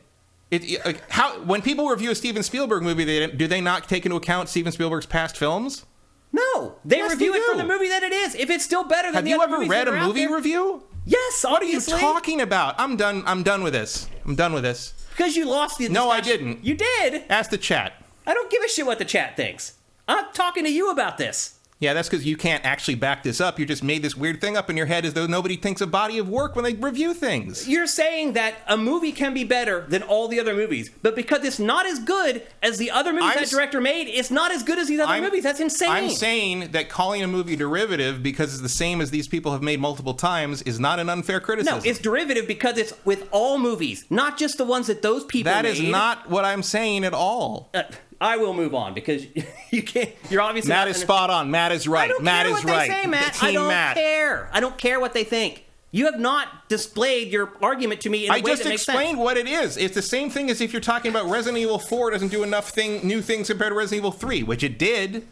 But, like, what I'm comparing the past work of an artist. I'm not saying you disregard it. I'm saying if you're going to review a product of someone, you don't review it just against them. No one's reviewing a product. They're reviewing a piece of art. Whatever. It doesn't matter. That's not what... Okay, of course I can't come up with a good argument if every response you have is whatever. Give it up. My response isn't whatever. You just said whatever. Enough. I just clearly explained my argument to you. You're saying a bad Spielberg movie that still could be way better than all the other movies should be considered a bad movie, period, with all these other trashy movies. You just said a bad Spielberg movie that's way better than all the other movies? No, one that's worse than his other films. You're saying that should just be considered shit because it's not a Spielberg. I'm not saying it shouldn't be considered shit. When did I say it should be considered shit? I'm saying it's no logic to what you're saying. I'm saying it's a valid comparison. There's no logic to what you're saying. There isn't. Of course there is. How can you say that? Then why does everyone agree with me? Again, I don't care what they think, Matt. You need to because they don't agree with you. I'm the one that you're discussing this with, not them. Yeah, but you won't hear anything I'm talking about. What am I not hearing? I'm saying comparing a movie from a studio or from a director that is to his previous body of work is fucking basic. It's standard. You can do it, but it's not the only reason they're slamming the movie. No, now you're changing what you're saying. That's exactly what I said. When you first said you were comparing that movie to the other movies, not to just theirs. Of course, if the Spielberg movie's not as good as his last movie, I can say that's not the best Spielberg movie. But I'm not going to say then all these other movies are better than it because it's not a good Spielberg movie. What movies are we saying is better than any of them? Forget it, What are you talking about? You aren't even following the discussion anymore. Of course I'm following the discussion. I said you're comparing it to the other Illumination movies, which use the exact same formula this one does on the baseline. And the reason this... So, Matt, how is that functional? If no one's ever... I've never even seen an Illumination movie. I certainly wouldn't recognize a repetitive pattern in its structure. How does that review do me any fucking good? Well, that's a different question. It doesn't the way most people are. Most people are not like you, Matt. They aren't like you. I'm not even talking about my review of this movie. I'm talking about the professional reviews that slam this thing. And that review would have no value for 95% of the audience. It would have none. Except it has a huge value for the audience. You. Not for me. For the film nerds. Not for me. Will you let me finish a fucking sentence? I keep trying to let you finish, and you won't. What the fuck does that mean? Shush for a second. Oh, you're going to shush me now? Yes. Just forget it. No, because what I'm talking about is... Well, first off, it's useful for the 95% of the audience, which is going to be parents deciding to take their kids to this movie or not. That's what the review is for. Do you really think degree. a parent cares that this movie was structured just like Invisible Me or whatever? Do you think they care about that? Invisible Me? Or whatever other animated movie, whatever other Illumination movie. They care because if their kids like those movies, you take them to a similar movie, they're probably going to shut up for 2 hours. Parents don't know that, Matt. They don't know the movie's structured exactly. Of course they do. Forget it. What are you talking about? You're living in your own little world of No, I'm not. Nerd. Yes, you are. You are not thinking about the normal person. I am absolutely thinking about the normal person, which is a parent who takes their kids to these movies. Who would never recognize a repetitive pattern in a structure. Of course they would. No, they wouldn't. They recognize this as the same movie. They don't have time to think about that crap. They're raising kids. Anyone who has seen a fucking Despicable Me movie more than once knows that those movies are all the same movie. But they use a formula. I didn't know that. Right, but I'm not talking about you. I'm the average Joe who goes to movies. I don't know why you're so upset that they're... I mean, look, the negative reviews are ridiculous on a level beyond pointing this out. I'm not saying this is the only reason that they're slamming them. I don't disagree with the negative reviews. I can understand that perspective because the plot isn't great. Okay, I don't think either of us think this should have like a 50% on Metacritic. Maybe a little higher, but I don't think that much higher. I thought you really liked it. I do really like it, but it was made for me. It was made for you. It was made for you, but it was also made for fucking 10-year-olds. Well, it's made for kids who are just like, whatever, it's fucking Mario. They don't get shit. But for adults, but a whole generation of kids, this is going to be their foundational Mario experience. Sure, I didn't even have one. But what my point is that like this movie was made for me. All the Easter eggs, I literally sat there the whole movie and was like, and the person sitting next to me was like, who? The dad who was with the kids. He just sat there with his mouth open. Yeah, because he probably had to drag those kids to every fucking Mario. No, because he didn't get all the references. Literally, this movie, every 30 seconds, there's some other obscure, weird Mario and I was just like, oh, wow. And every people around me were dead silent.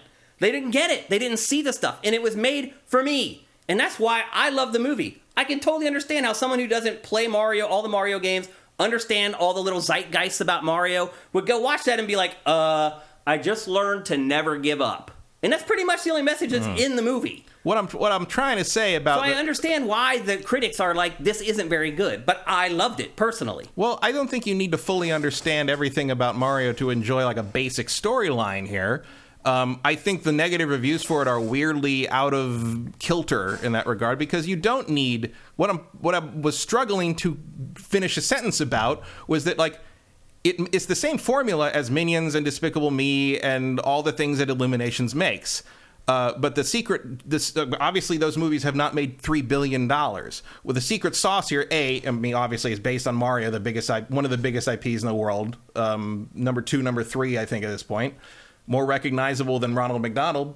That's why people saying they don't care about Mario. I'm like, he's literally like the biggest property in the world. I mean, it's like only after Pokemon. Like you can go into a village in the middle of like the jungle, and you can show them a picture of Mario, and they're like, Mario! Like, I think it's funny how many people are like in the chat are like, right, Mario. But like, well, that does surprise me a little bit. But like, what I'm saying is like the Illuminations formula is absolutely here. Like that's all it is. It's all it is. But that formula is a formula for a reason. Those Despicable Me movies are big hits. The Minions movie was a giant hit. The Minions movie is like the 4th biggest animated film of all time. Like, they've outdone Disney with this formula a lot of the time, at the box office anyway. I don't know, but quality is another question. But, like, it's the fact that they just stuck to the formula that they perfected over these years, plus Nintendo's on board making sure they get all the references and the lore right. And that's all you need to do. But and they're getting rewarded at the box office for it, because it doesn't matter. No one picks up on the pattern, Matt. Nobody, but you do, because you are literally like a film savant. Most people do not. They're just like, I enjoyed it or I didn't. I think if you talk to most parents who like have to take their kids to these movies over and over again, they're going to be like, yeah, that's basically, at the very least, they're going to be like, well, it's the same movie in the sense that it's the tone's there and the comedy's the same. I was talking about this on the way home from the movie, in fact, yesterday, that like one of the things that DreamWorks and Illuminations figured out that I think Disney took a long time to figure out. Pixar figured it out first, but Disney Animation, the separate studio in Disney that makes Moana, the different movies, the kind of the more the princess fairy tale movies, that has moved away from that over the last few years. But Pixar always made different things. Mm-hmm. One of the reasons it works, and there's a kind of a difference between the classic Disney formula and the modern animated formula that Mario very much embodies as well. The comedy relief and the primary characters that drive the story have to be the same characters. Like, the main character has to be able to be serious and do the heartfelt stuff, but also has to be able to give a wacky visual take. And Mario can do that. Mario can, be sad in his room playing Kid Icarus and talk about how he wants to be more and wants his dad to be proud of him. And he can fall off a platform and do a freeze frame with his face all crazy, like that. Like, Disney protagonists don't do that. Classic Disney protagonists have comedy relief characters to do that. One of the things Pixar figured out is Woody and Buzz can be the heart of the film, but they can still be the butts of jokes. And that's part of the formula and part of what makes Illuminations and DreamWorks, like Shrek, stuff like that. That's what makes it feel different from like the classic Disney style. And that's part of the formula, is that idea that like nobody is safe. I don't think the average person. But the kids do know. I think the kids wouldn't be able to write an essay about it, but the kids know it changes the pacing of a film. It's because you don't have any characters on screen at any time that something wacky and funny can't happen to. It's almost more of a Looney Tunes idea.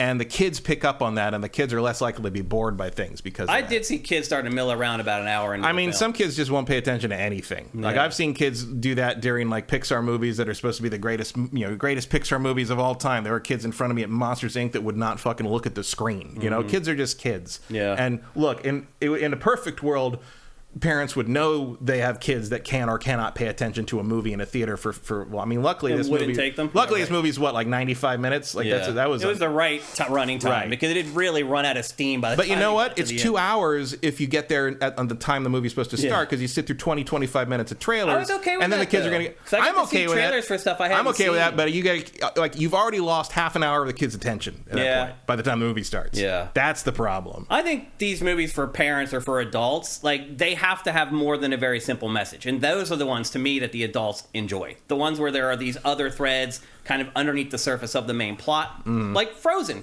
2. Like, you can watch those as an adult and not feel offended. I don't think this movie does that. I don't think it transcends like what the average, like, I didn't see hardly any of the adults like laughing at the movie. Like they were just kind of humoring their kids in the when I was watching There wasn't it. a lot of laughter in our screening. Again, and though, when it ended, the some whole things I theater laughed clapped. at. Some things I laughed at, and I was the only one in the theater. Oh, like there was like 50 because I was the only one getting the in jokes. see, I They didn't. worked it, and look, you can see Miyamoto all over that movie, and I loved it for that. But everybody else just wasn't getting it. Like I kept chuckling and laughing at stuff. The only one in the theater who was making any reference to any of the stuff. Yeah, I mean, I didn't really react to much of the references. It was more like, oh, that's cool. Yeah, like I was like, oh, yeah, I don't, stuff like that. I don't. I mean, I saw all of it, and some of the references are very clever. Some of them are more like, okay, whatever. Well, no, here's how they made the movie. They made a scene, and they brought Miyamoto in, and they're like, okay,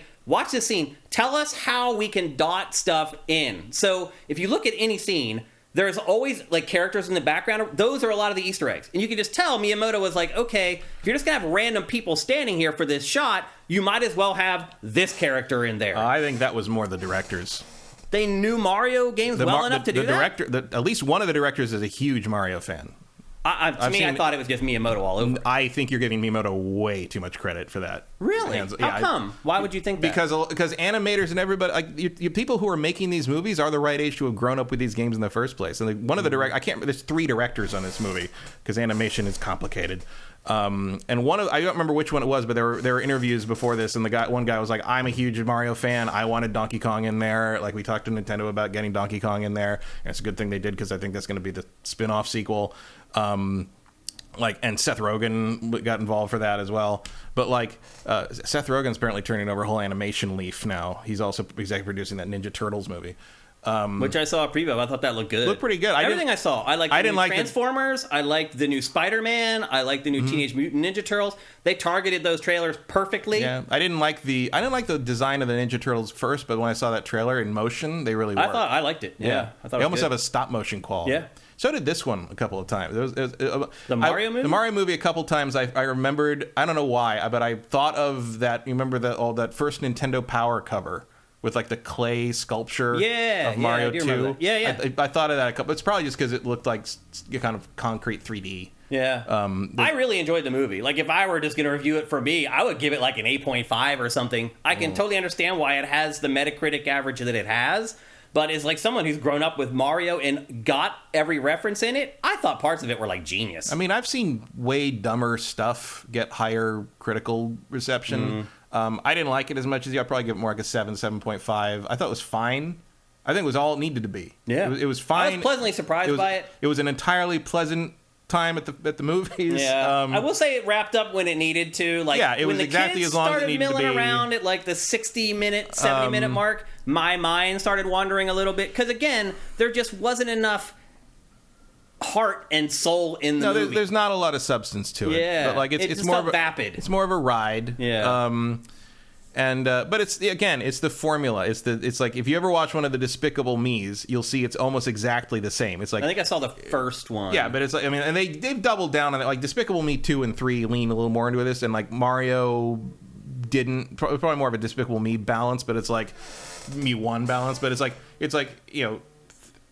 hello spam caller. It's like individual, it's like funny thing. Oh, we got to slow it down and really talk about what's wrong right now. Oh, that turned into a funny thing. And then like, so basically you get like 3 or 4 beats of serious throughout the movie, and that was pretty much what Mario did as well. With Despicable Me, it's Gru realizing he cares about the girls that he ends up adopting. Yeah. And in this, it's like Mario A wanting to be something, and B every once in a while it's him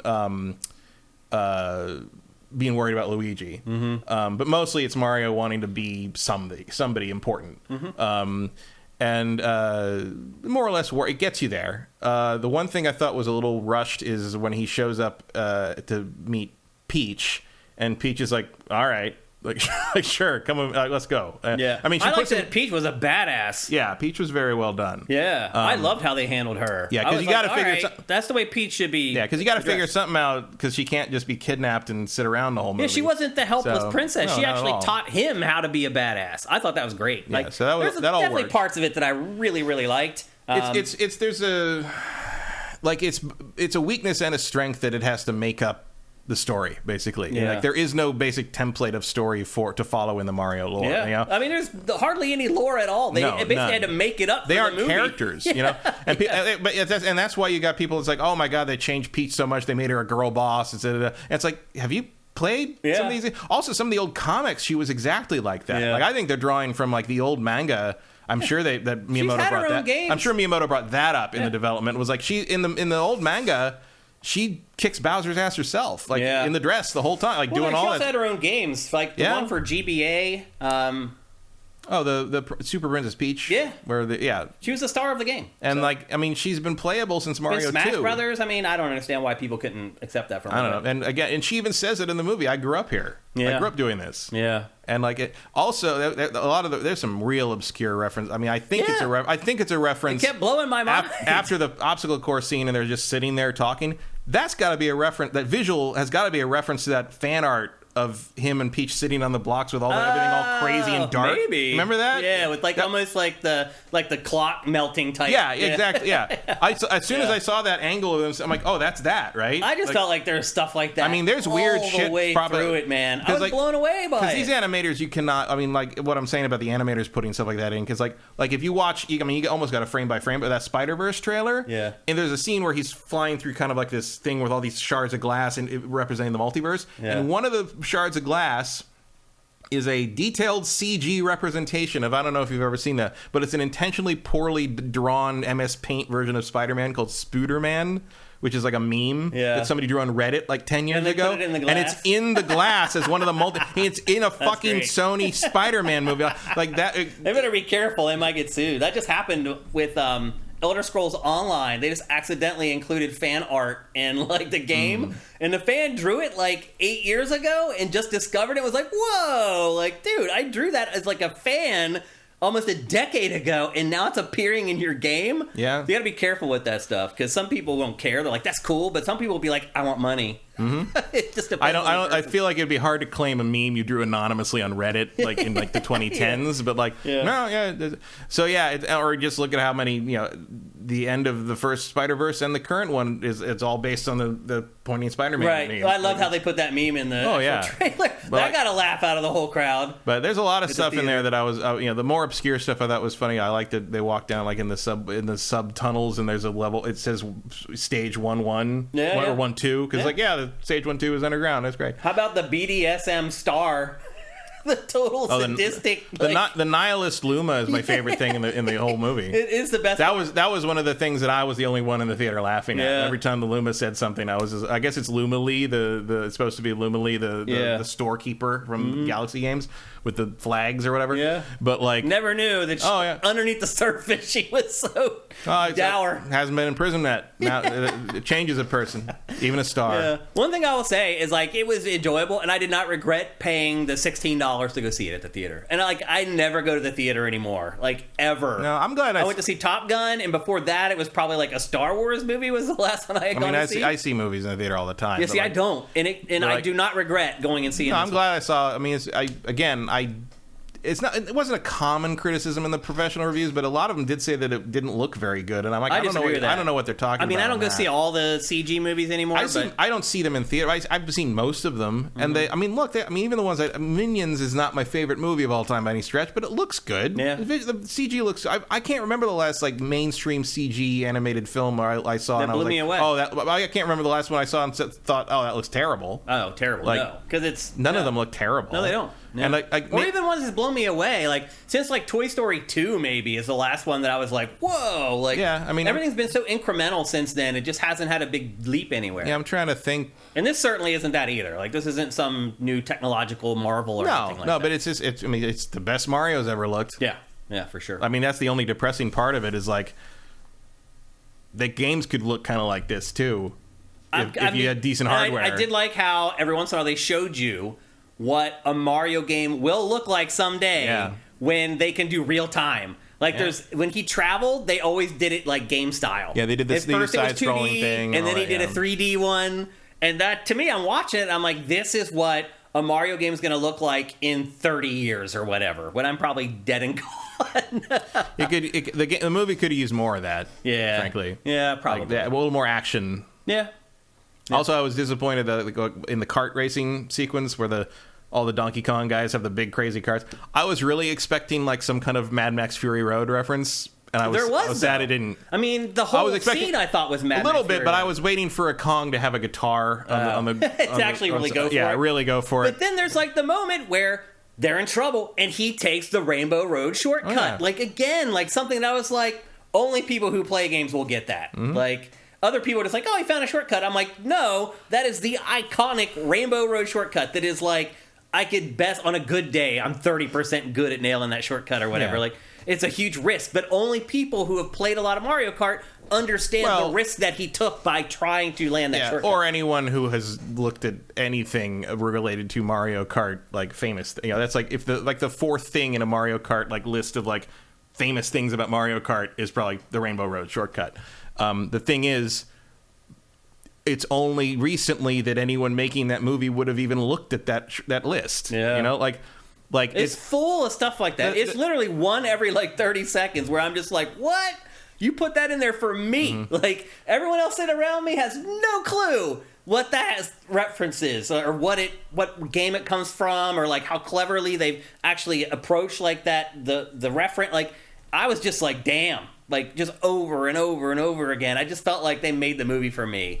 And that's why I'm surprised how it's doing so well. Like, I feel like maybe that underlying message of the film is hitting people more than I thought it would. So. No, I don't think it's that. I think it's the fact that it's a visually interesting movie. I think because it nails the look. As even if you don't get the references, even if you don't care about Mario's personal journey to make Charles Martinet, his father, feel good about him. Mm-hmm. Good use of him. That was a good tribute to Martinet. Mm-hmm. Both having him be the Jumpman character and having him be Mario's father. Like, that worked for me. Yeah. That was. I mean, I don't care about Charles Martinet not getting to do the main voice, but I thought that was a nice bow of respect. Another reference you just brought up: the Jumpman arcade machine, which is where Mario came from. He wasn't called Mario at first, and he was called Jumpman. Like, there's just.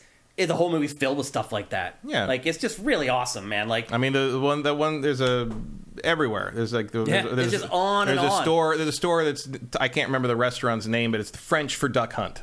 Yeah, and like all this stuff like that. Like when the movie first started, I was like, okay, I'm gonna like pull out my phone and take notes of the references, and it got like 5 minutes in. I was like, that's a fool's errand. There's no way I could type them all. They slow down eventually, but like in the I mean, the first hour is a lot. I mean, the scenes in New York.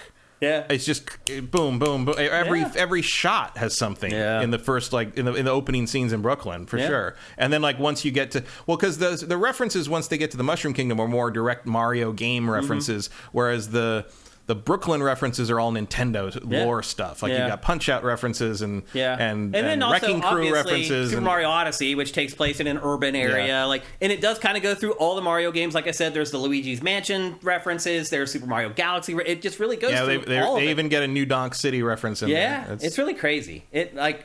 I didn't regret going to see it. Like, I recommend going to see it if you're a big game fan. If you're a Mario fan, don't even think twice. Go see it in a theater. Mm-hmm. Take your nephew or your niece if you don't have kids or whatever, and go have fun. Like, I hardly go to movies ever. I spent $16 to go see this. I do not regret it. I really enjoyed it. I go to movies all the time. I thought it was a fine time at the movies. Yeah. I don't go see the non-Disney animated stuff in theaters very often. Yeah. But I thought this was worth it.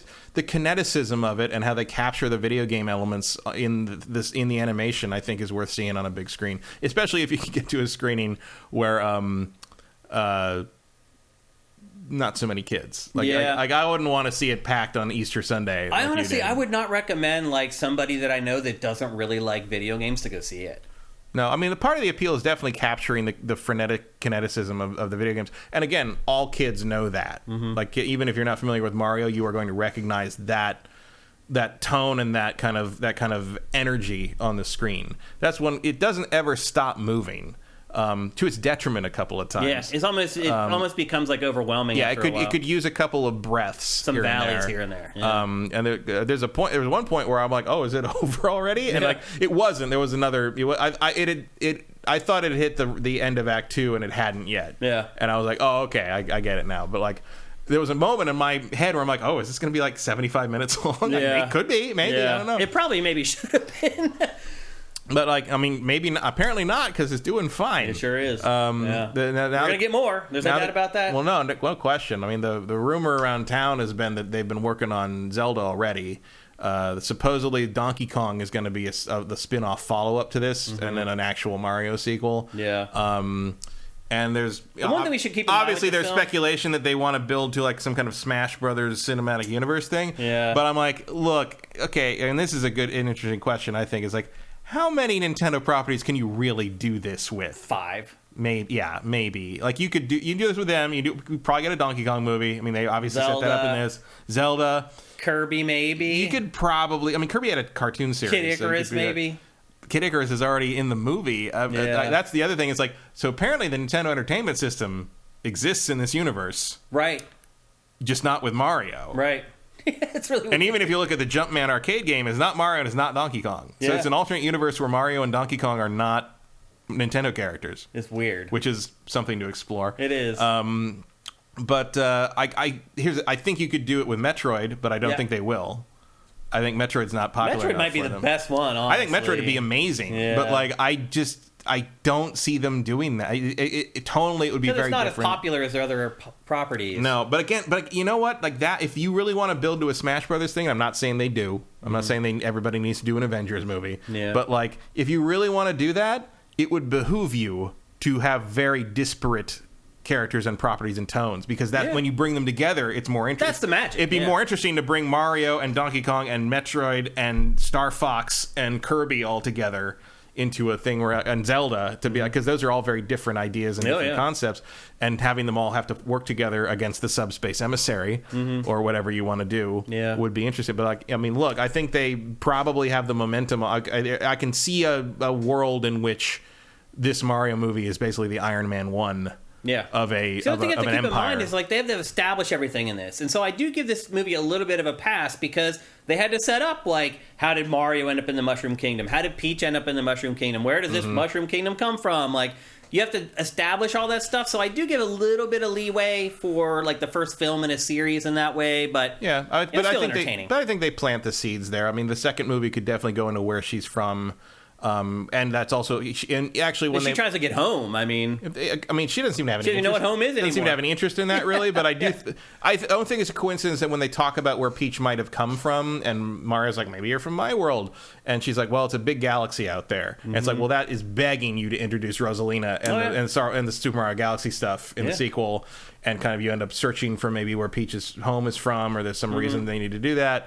And that gets you into the wider Super Mario Galaxy thing, and Bowser can be weird about it, and like, there's a whole bunch of stuff you can do with that. Did you like the musical number, the Peaches song? No, I thought that was pretty stupid. I think it's idiotic. I don't it feels like everyone just gives Jack Black a pass to do whatever he wants. It's just like, whatever you do is funny, even though it's not funny. I thought that song was annoying, and then they bring it back for like the after credits scene or whatever. Yeah, well, then they released it as a music video, and now they're talking about how it's technically eligible for an Oscar. And I'm like, okay, I mean, I realize you got to shoot your shot, guys, but like, both times he did that song, I was waiting for it to get there, and it just never. Yeah, because it's not funny. Never did. It's not clever. It's and awful. It's not funny. It's also the same joke as a Cheers episode from years ago. There's a bit way back in Cheers, Woody, played by Woody Harrelson, is trying to write a song for his girlfriend Kelly to impress her. I think I remember. And it's the same thing. He plays like 2 verses and then just goes Kelly. Like, it's the same fucking joke. Yeah. And I know, look, if we can't compare this movie to previous Illuminations movies, we sure as hell can't compare it to a 25-year-old sitcom.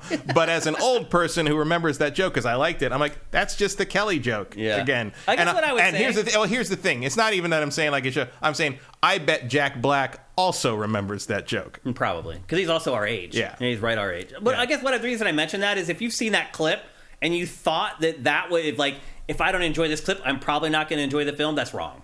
Like, I hated that clip, and I hated that part of the movie. I still enjoyed the movie. Yeah, don't judge it by that. Yeah, don't judge it by that. I mean, I don't know why. He's great as Bowser. Just I didn't think that That worked. song in particular.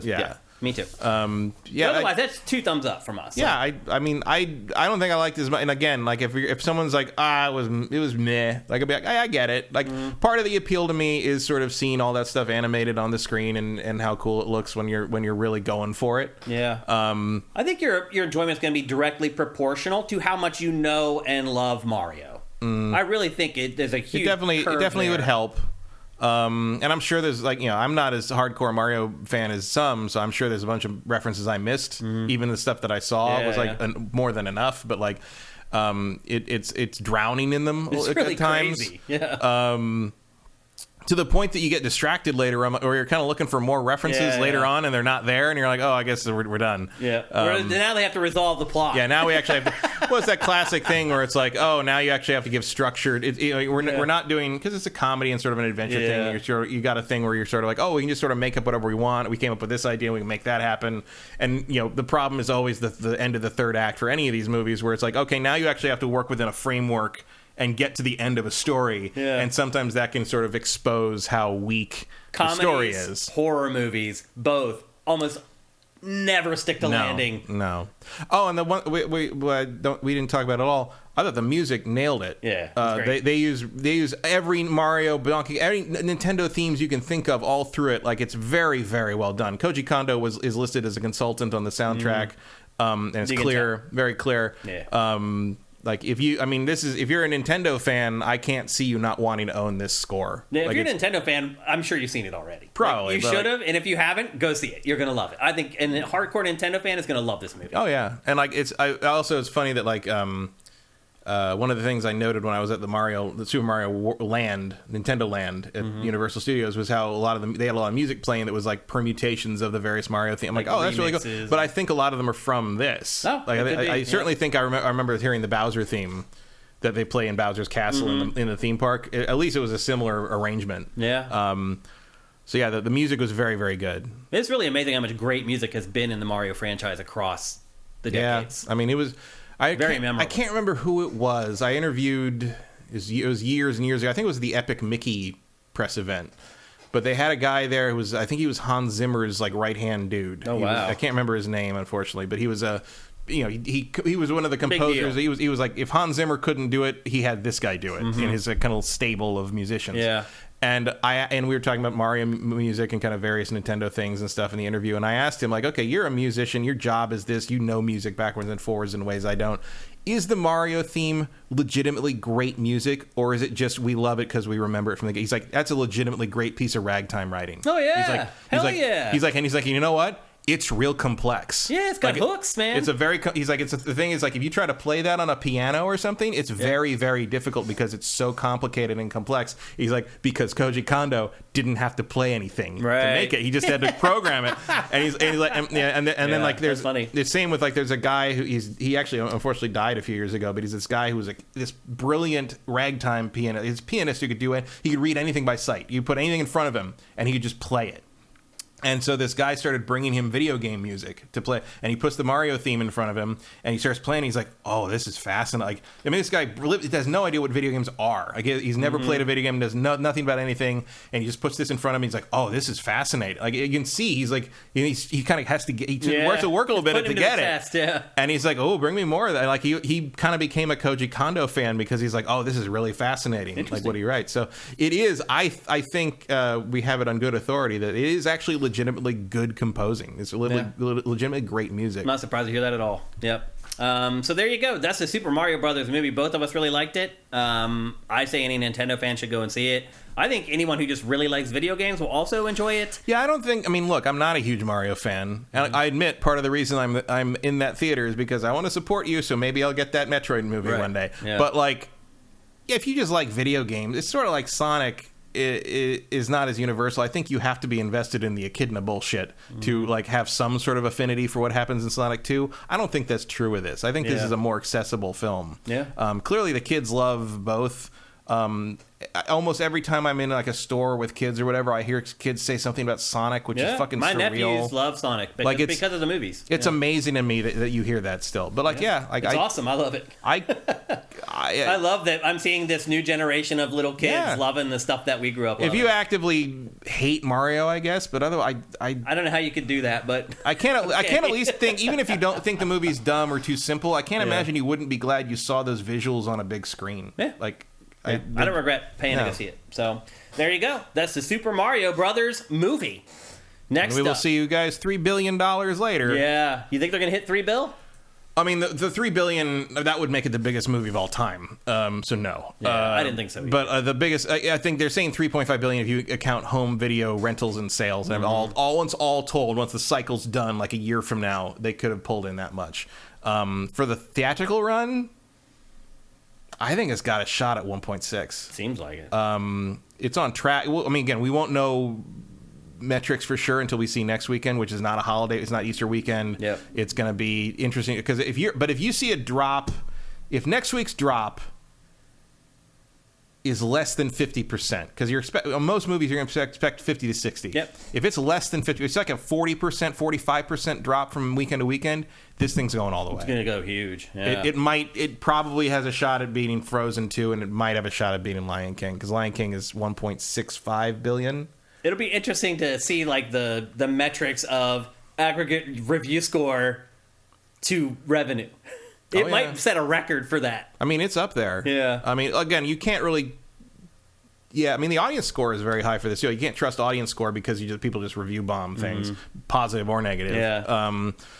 But like, yeah, I mean, look, critics. There's certain, as my dad used to say, this thing's critic proof. Yeah, like it doesn't matter. Yeah, like critics can like or dislike. Critics can dislike or dislike. And there's tons of things, because he didn't have a lot of use for the critics who only wanted to see films. It's PHILOMES, films. But it's like, think of all the things that reviewed so well or better would have been high quality films of like the summer of 1986. And think of how many of those you remember now.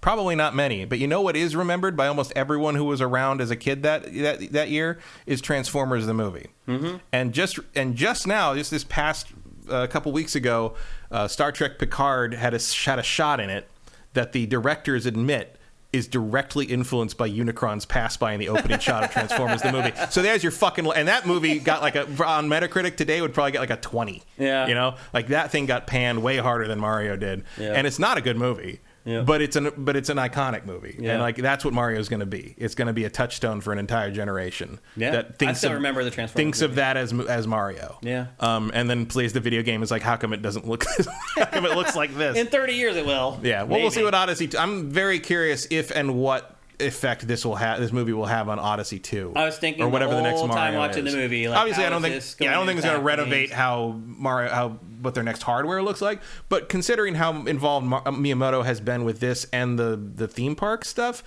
I would think that has to trickle down somehow. They should have. This should be how Mario was handled all along. Like with the different universes where he has his home world and then he gets transported to the Mushroom Kingdom. Like they've never done it that way. They should have, but we have to move on. Yeah, but how cool would it be if the next Mario is just a back to formula, like, here's the Mushroom Kingdom. Yeah. Go do it. Like a reboot almost. Yeah, a little bit of a reboot. Like you don't have to reinvent the wheel, and have to take them all these new worlds and make them transform into a dinosaur with a hat on. Yeah. What if we just do Mario? Yeah. And do Mario up the way Mario has never... basically Mario 64, but like with this sort of aesthetic and this sort of idea of how to present the world. I think that would be a very smart move. I agree.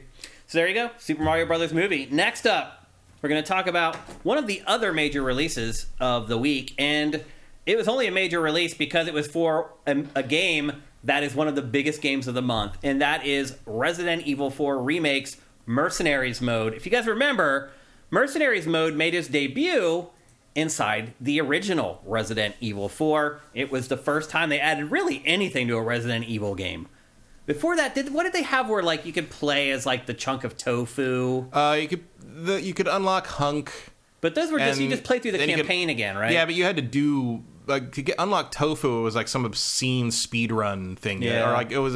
But still, the rewards. It was either that or you had to do it. I think it was tofu only the knife. Like you had to beat the game only with using just the a knife or something. Yeah, it was something I could never do. Yeah, that was definitely. But still, those rewards you only use them to play the campaign again instead of having the extra mode altogether. Yeah, this was the first thing like that, as I recall. Yeah.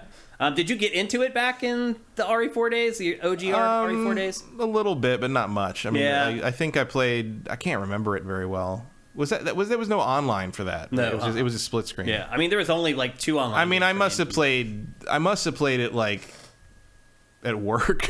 Like I must have played it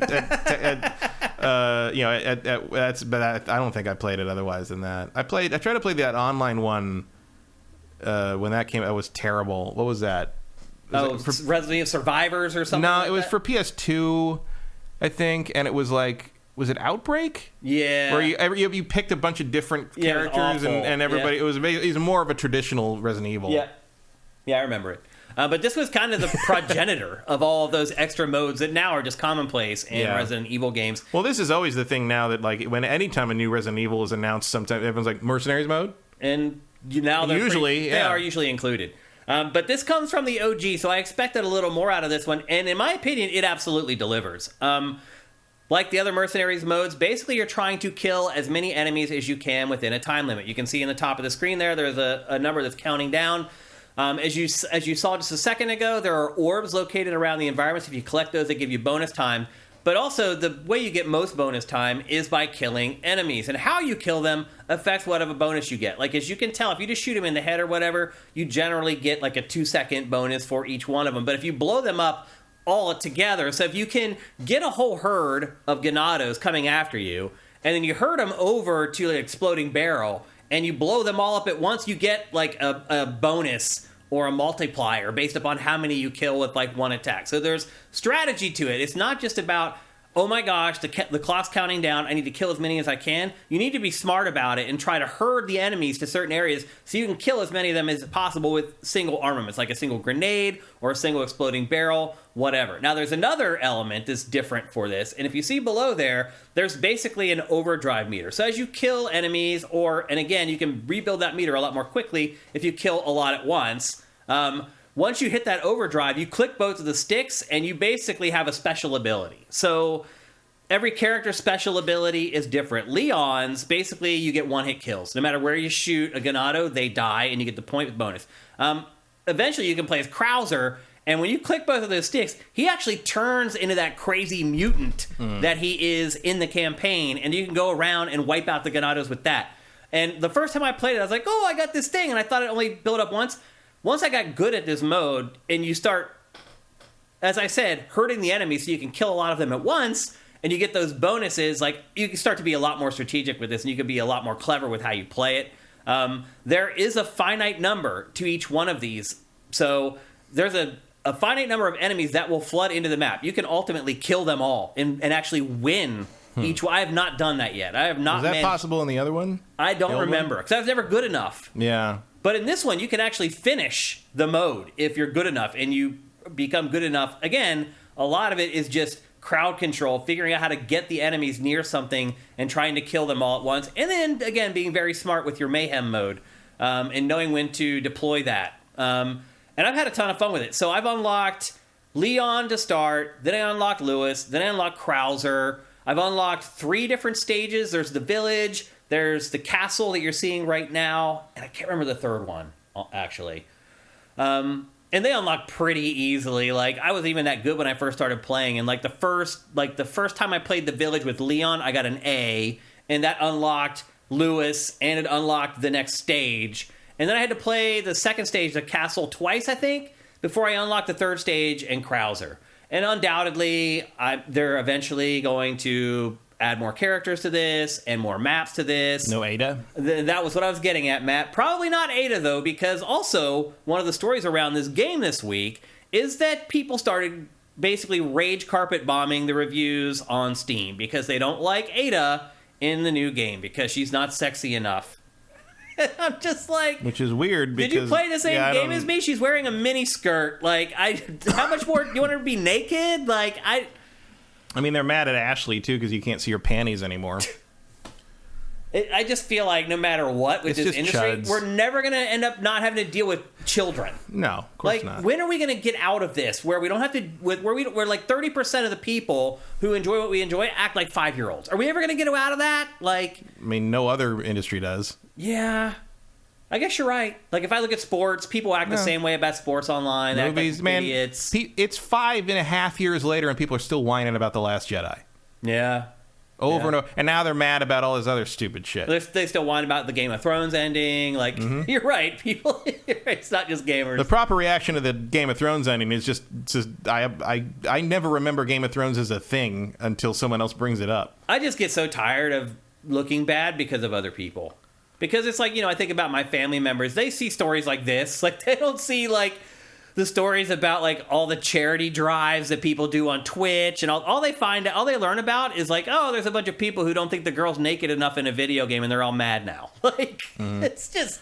I don't even understand what they're talking about. I don't like, either, Ada dude. doesn't seem any more or less It's the same. sexy in this one. I mean, she looks doesn't different. have... Dude, she's not flying around through the environments in a red cocktail dress. Yeah, I don't... Which was just ridiculous to begin with, let's be honest. Yeah, It's like, a lot of Resident Evil 4 was ridiculous, and they changed a lot of that to make it less ridiculous. Luis is not a sex pest anymore to Ashley. That's good. That's a good change. Fire Native says they feel like she didn't sound excited enough. What? I don't even know what that means. Not animated enough. She's I mean, fine. I always thought she was a cool agent. Yeah, like that's who she is. That's who she. Even in 2, that's who she is. Yeah, She's completely unimpressed by everything Leon is and does because she's seen it all before. I don't get it at all. I don't get a lot of gamers these days, Matt. To be perfectly honest with you, I was surprised by that. I guess because like I didn't have really any opinion about Ada. In this game. They're like, carpet bombing the. It was just sort of like that's Ada. Yeah. Sure. Shit was her. I was like, yep, that's how she is. That's how she's always been. She shows up, she says a couple suave things, and then she disappears. And she leaves Leon alone. And then as she comes always. back and saves his ass and says a couple suave things, and then she leaves again. Like, that's just. And she's like, "You're an idiot. I don't know why I keep doing this." You're like, Yeah. and she's not wrong. No, but, like, she's not. Leon is an idiot. But this is totally free, so if you boot up Resident Evil 4, it will prompt you if you want to download it. The download, I don't know if it had pre-downloaded it or not without asking me, but it asked me if I wanted to download it. I said yes, and then it just appeared. Oh yeah, there was definitely a 1 point something gigabyte update on that the other day. It was weird though that they asked me if I wanted it. So maybe they would have just deleted the download if I said no. I don't know. It's really weird how they handled it. But You think they just add it to the menu and call it a day? yeah, but they didn't. They It's asked not a me second. It's not. It's just in the menu now. Right? Yeah, Yeah. on the it's main not a menu, separate- it's just an option there for Mercenaries. I don't know. I forgot that this was coming this soon. Actually, I forgot. So I mentioned when we talked about the game proper that it really drove me crazy how slow everybody ran in this.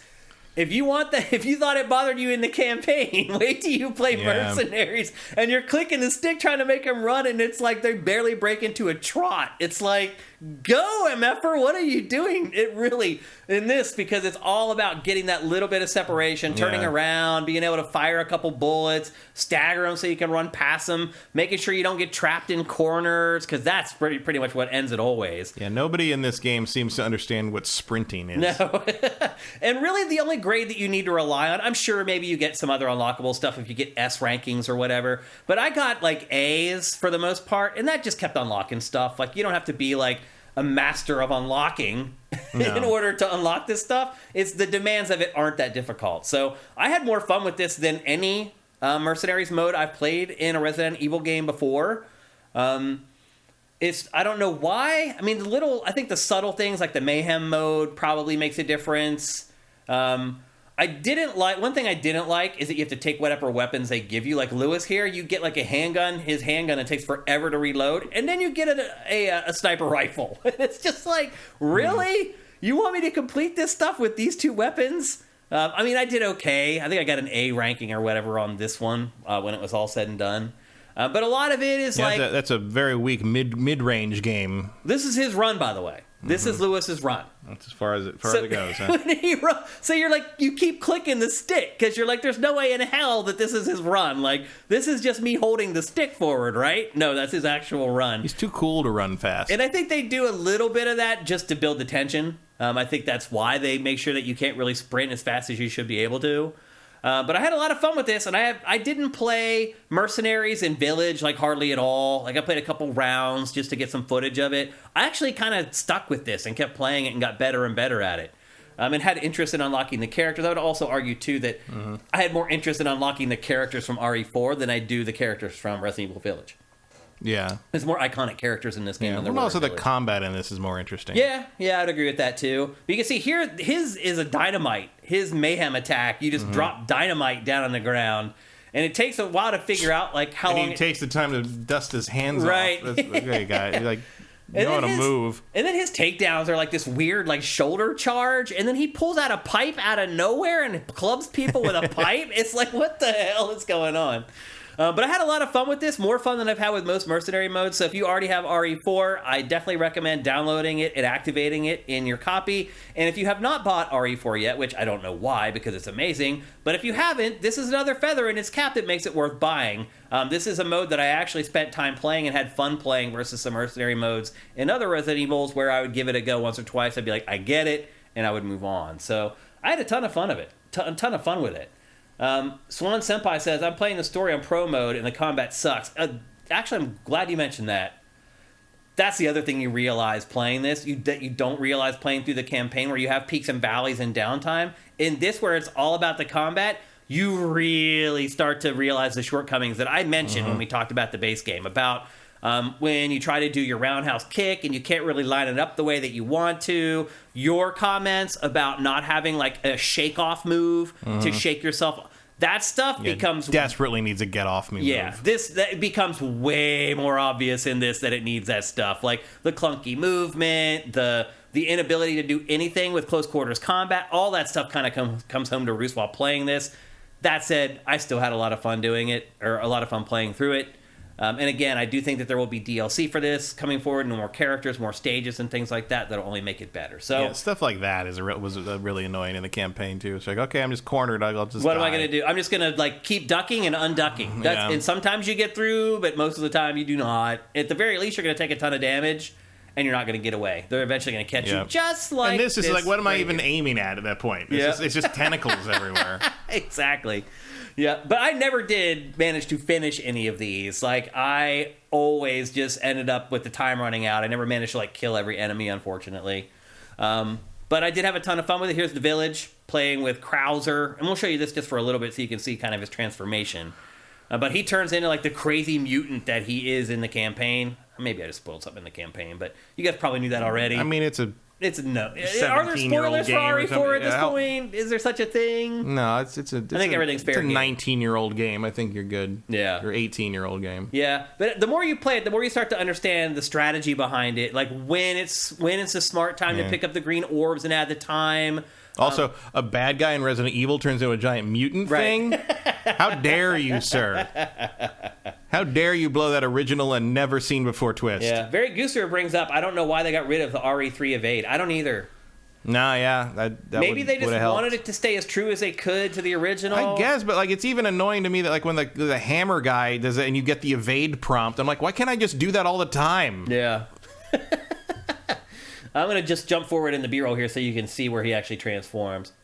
There he is. So there he is in his alternate mode. He just grows those crazy limbs, and it just literally just wipes him out. You also, one thing I like about him, too, is that you get an exploding bow with him. And it's hard to find ammo, but Rambo. But they end up replacing, like, it's like an exploding barrel that you take with you, basically.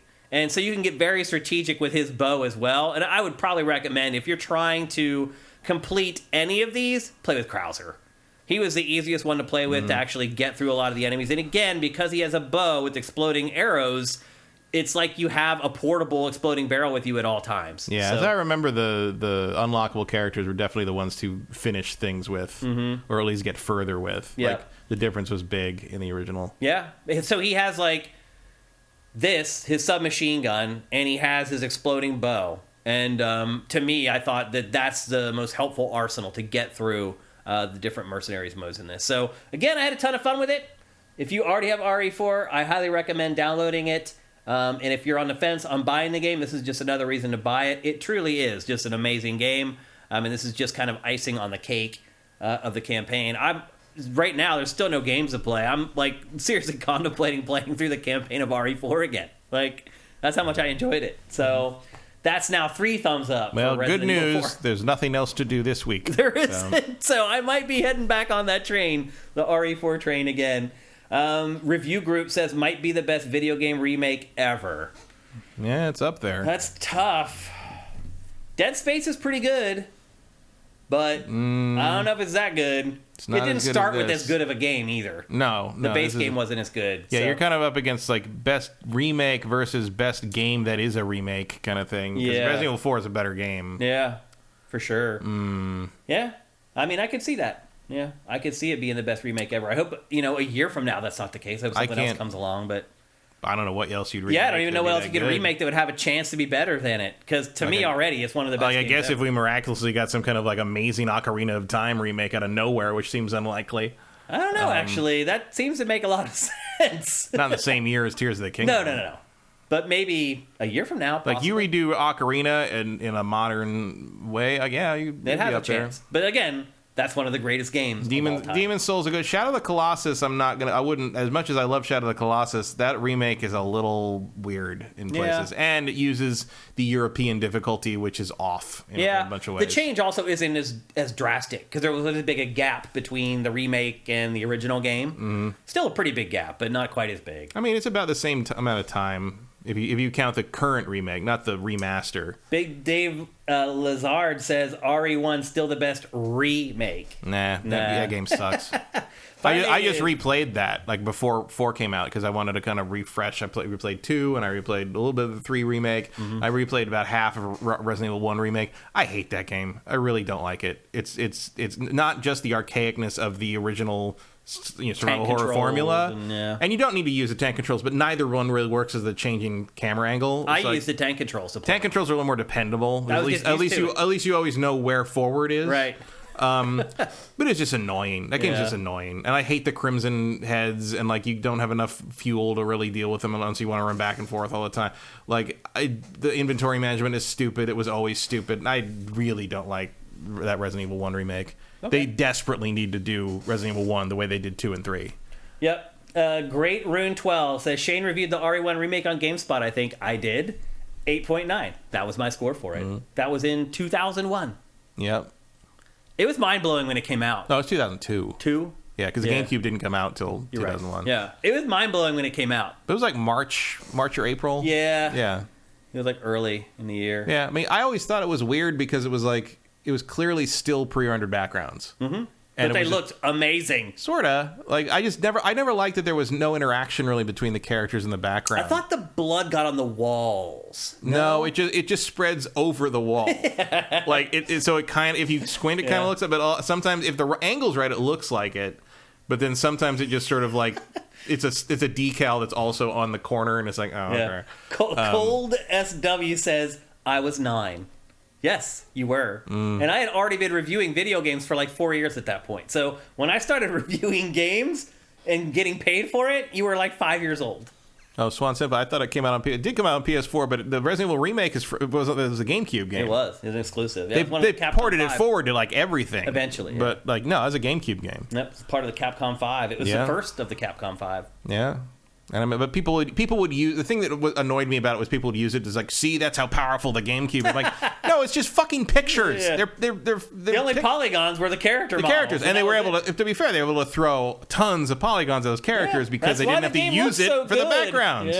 Yeah, which is it's a cool cheat, but it doesn't prove anything about the GameCube's power. But you want to do that, you show me Metroid Prime. Yeah, because that was real power running around. Absolutely. Yep. So there you go. That was a good remake. Yeah, that was. Yeah. That's a good point. Yeah, GameCube's having a great year in 2023. It's kind of crazy to think about.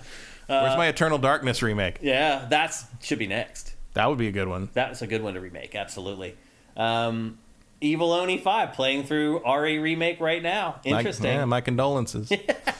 Although I do think the sharks are still cool. I do like that sequence. I mean, I think there's still great moments in that. Yeah.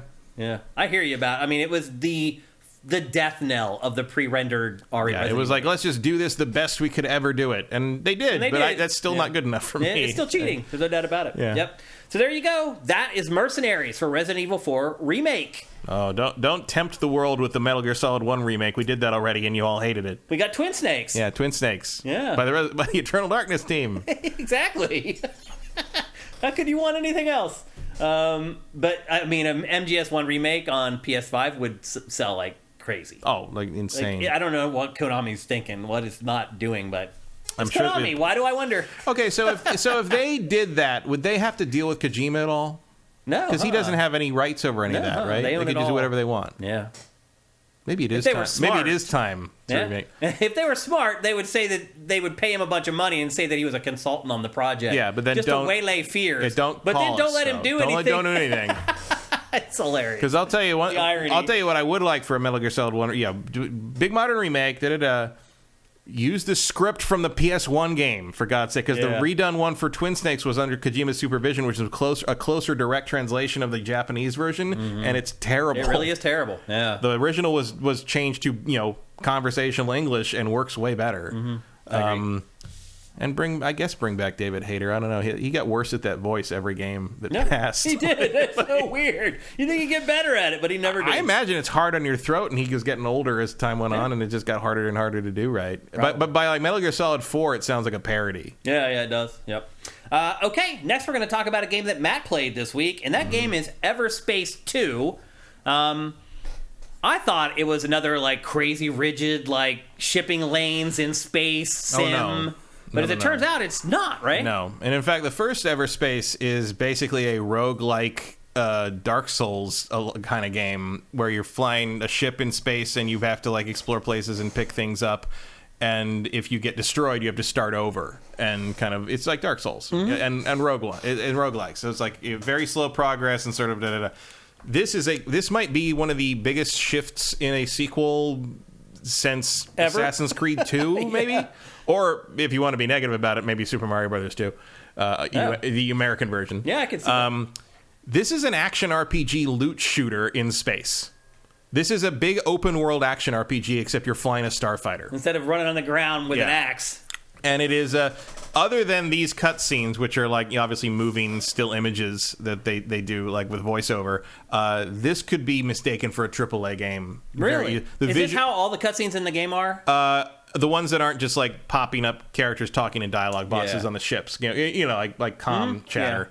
But the main cutscenes are all this sort of moving like watercolors, moving animated, whatever. Yeah.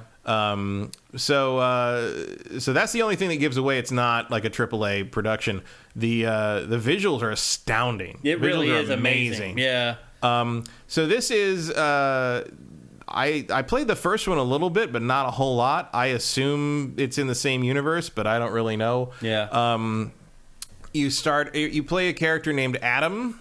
And he is working as a wingman, a guardian, basically a super, like an escort for a corporate fleet that's moving through dangerous territory. They get attacked, or they're mining stuff, and in an asteroid, they get ambushed by a bunch of pirates. And basically, you stay behind to try to help your friend whose ship is burning. And he burns up, and you get nailed and captured. And they say that you're the one to blame. No, you get captured, and everybody assumes you're dead. And but the problem is that you wake up, and the pirates have realized that you are a clone. You are a clone from a previous war from years ago, and clones aren't supposed to exist anymore, and they're looked down on as horrible things. And they're basically owned by the government, and they were supposed to all have been eradicated. Oh. So you are instantly a fugitive from the government, from the colonial forces, who come in looking for you because you're reported by the pirate people, I think. Or maybe they have a tracker on you or something. Right. They haven't really figured that out yet in the story that I'm playing. And so you escape with the guy you're in the prison cell with, and he takes you to this secret, like, rundown place out in the middle of nowhere. And you're like, okay, well, we're gonna have to rebuild this shit and figure it out. And also, you're like, you still have the body, your friend that you try to rescue is burned but not dead. And so you take him and throw him in like cryo sleep. at the new base. And so the beginning of the game is basically, okay, you want to find medical supplies so you can help your friend because he didn't deserve to die in the way he did. And your new prisoner friend Dax, he's like, we need to get out of this system. We need to, and to do that, we need to find these things to make the base invisible, and we need jump keys to activate the jump gates and things like that. So basically, the first part of the game is like pulling all these jobs off to sort of get these things you need to get out of the first solar system. And getting out of the first solar system took me 10 hours. Oh, gosh. Now, to be fair, I was doing a lot of side missions and exploring and poking around in places, as I tend to do. If you beelined this thing, the consensus online seems to be you could finish the main story in about 30 hours. Wow. Because there are 7 star systems. Wow. That's a big-ass Star Fox. And it is. And so... you'll see here, like the gameplay is very arcadey. It's not a sim. It is a dog. As soon as I started looking at the B-roll, I was like, "Oh, I was completely wrong about this game." It's a dogfighting game. Yeah. It is an arcade action RPG Starfighter open world loot game. Yeah. So stuff will drop enemies will drop stuff, and you can pick them up. You have all this equipment. You have your shields and your power core and your different weapons. You have two different shooting weapons and 2 different missile weapons. Is that why there are all those reticles on the screen? It looks like there's like 3 sets of reticles or whatever. Yeah, that is for that. So all the HUD things like that, those are different for every starship type. Okay. So that particular starship type puts those on the sides like that. The one I fly, it's all condensed in the middle with just 2 or 3. Wow. It doesn't so on mine. This may be I haven't actually changed my starship type, so maybe this is an earlier build versus like maybe they changed it. This is an earlier build. This is the actual developer. So I don't know if I don't know if the HUD difference here is because of that or because this is not the 1.0. Because that's why we're talking about it. Is it's been in early access for like 2 years. Yeah. But you've been able to play this for a while. It hit 1.0 this week, and I hadn't really touched it too much before then. Yeah. So the current HUD, and I don't know if it changes per. Is this mining that you're doing here, basically? That is part of the that's game? a secret, but there is mine. There's like you got to find resources and like crystal things and iron deposits and stuff on asteroids and shit. And like that's one of the upgrades is your sensors. So as you upgrade your sensors, you can detect that stuff further and further away, so you don't have to go searching for it so much. So the basic gameplay loop is so you're in these areas like this, and so you have 3 speed. Yeah, as it seems to be developing in this subgenre, you have normal movement speed, and you can do a little boost, a limited time boost to like go faster. You have cruising speed, which is like a super fast speed that gets you across these areas faster. If you're in this one area and you want to go over where the base is, you do that and you jump over. And then you have jump speed, which is a faster than light speed that warps you around. So when you go to jump speed, you do like a quick transition out of the area, and it kind of shows you the solar system.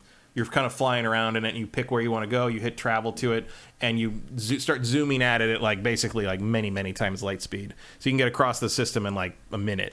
I've noticed this ship has the ability to pick up things and then throw them. Does every ship have that ability? They all do that. That is actually a common usage thing because so there's different places you can go that are like mission based, but then there's also just locations called undiscovered sites you can go to around each area that have each undiscovered site is a particular location of interest in that solar system and has a bunch of stuff to find and a bunch of wrecked ships usually, and usually at least one little mini quest that you have to do. And what happens is you find these derelict ships and they're little dungeons, they're little puzzles, and you have to sometimes you have to pick up power cores and take them over and shoot them into the slots they belong in. There's enemies that have particular like special shields that have to be hit by kinetics, which means you can pick up like wreckage around the battlefield and sling it at them, and that'll drop that shield, and then you can do damage to them. So it's like any other action RPG. You're finding the enemy weaknesses and then using the right weapon or ability against them. And you've got your weapons do energy and kinetic damage. Energy does damage to shields. Kinetic does damage to armor and hull. But it's actually pretty flexible. Most weapons do both. Okay. Just they do more of one than the other. So like on mine right now, I have these lasers that just shred shields, but don't do much to armor. And then I have a Gatling gun that can cut through armor and hull in a split second. So but if they got shields, there's nothing. So it's just like using the shotgun to blow up the shields in Resident Evil 4 and then pulling out the pistol to finish them off. And you don't even need to do like if you get the shields down if you get the shields down and there's no armor, you're going to shred their hull pretty quick no matter what. So it's not that picky about it. But you can run out of weapon energy because they draw from the power plant. So if you run out of one, you got to switch to the other. So here you can go in almost anything. There are also planets. You can't land. You never go on foot, though, right? You can't get on foot, but you can actually land on planets. There are planets you can land on. There's areas you can fly around on, like above, sort of like Rogue Squadron style. Yeah, but then you just use that for stuff like this, kitting out your ship. Yeah, you just land there. You repair. You can do that. There's crafting. So if you can't find a better component through the looting, you can craft like a random component, or you can craft you can dismantle components, and if you dismantle 3 of a particular rarity type and component type, you get the blueprint for that component of that rarity type. So if you're like, I need a new shield generator because I haven't found a good shield generator in like 3 hours, you can craft one, and it's random, but it'll probably be better than what you're already using. Okay. So you can kind of control your own upgrades that way. There's a whole perk system where every ally you get. What do the allies do for you? The allies, in the story, they're obviously part of the story, but the allies have perk systems. So each one usually has 2 or 3 upgrade things where it's like you go in and you spend the resources that meet all the criteria, and you get the perk for that. So like your first ally, like one of the perks is like speed of how long it takes you to get to jump speed. Like it cuts the time down on that. Or one of the later allies you get, you can teleport stuff from your hold to your storage back at base without going back to base. That's a big one. The medic you get, one of her things is great. It pops energy orbs sometimes out of enemies you kill, and in the first level, it replenishes your weapon energy and your boost. And then you can upgrade it again, and now it does that, but it also replenishes your armor a little bit. And a little bit more, it replenishes your shields. So now every time you kill somebody, if you pick up if they drop orbs and you pick those up, like you've got like some of your protection back again just from killing somebody. Now they don't ever fight alongside you, do they? Not so far. Okay. Actually, no. A couple of them do, but not often. Like they're not somebody It's not like Star Fox. No, but there are like story missions. This gives me strong Star Fox vibes, by the way. It makes me think like, what could the next Star Fox look like? If they were able to let you free roam 3D, like it could be. Like it's very arcadey. It is not a sim at all. Don't all you need to worry about is not holding the fire button down long enough that your guns run out. Basically, is the plot strong enough to keep stringing you along and keep you playing? Yeah, plot's kind of interesting. Like because you're running from the colonial forces, but you're also trying to figure out like who you are and like because the thing about being a clone in this is they still have all the memories of their previous versions of themselves, and that's a kind of a problem because you don't want to remember that stuff. Yeah, you remember all the times you died, basically. And at one point, you do find one of the things you're looking for a particular component you need to get out of the system, and you do find your own body from a previous battle. Wow! Because early on, I was confused because it says that like.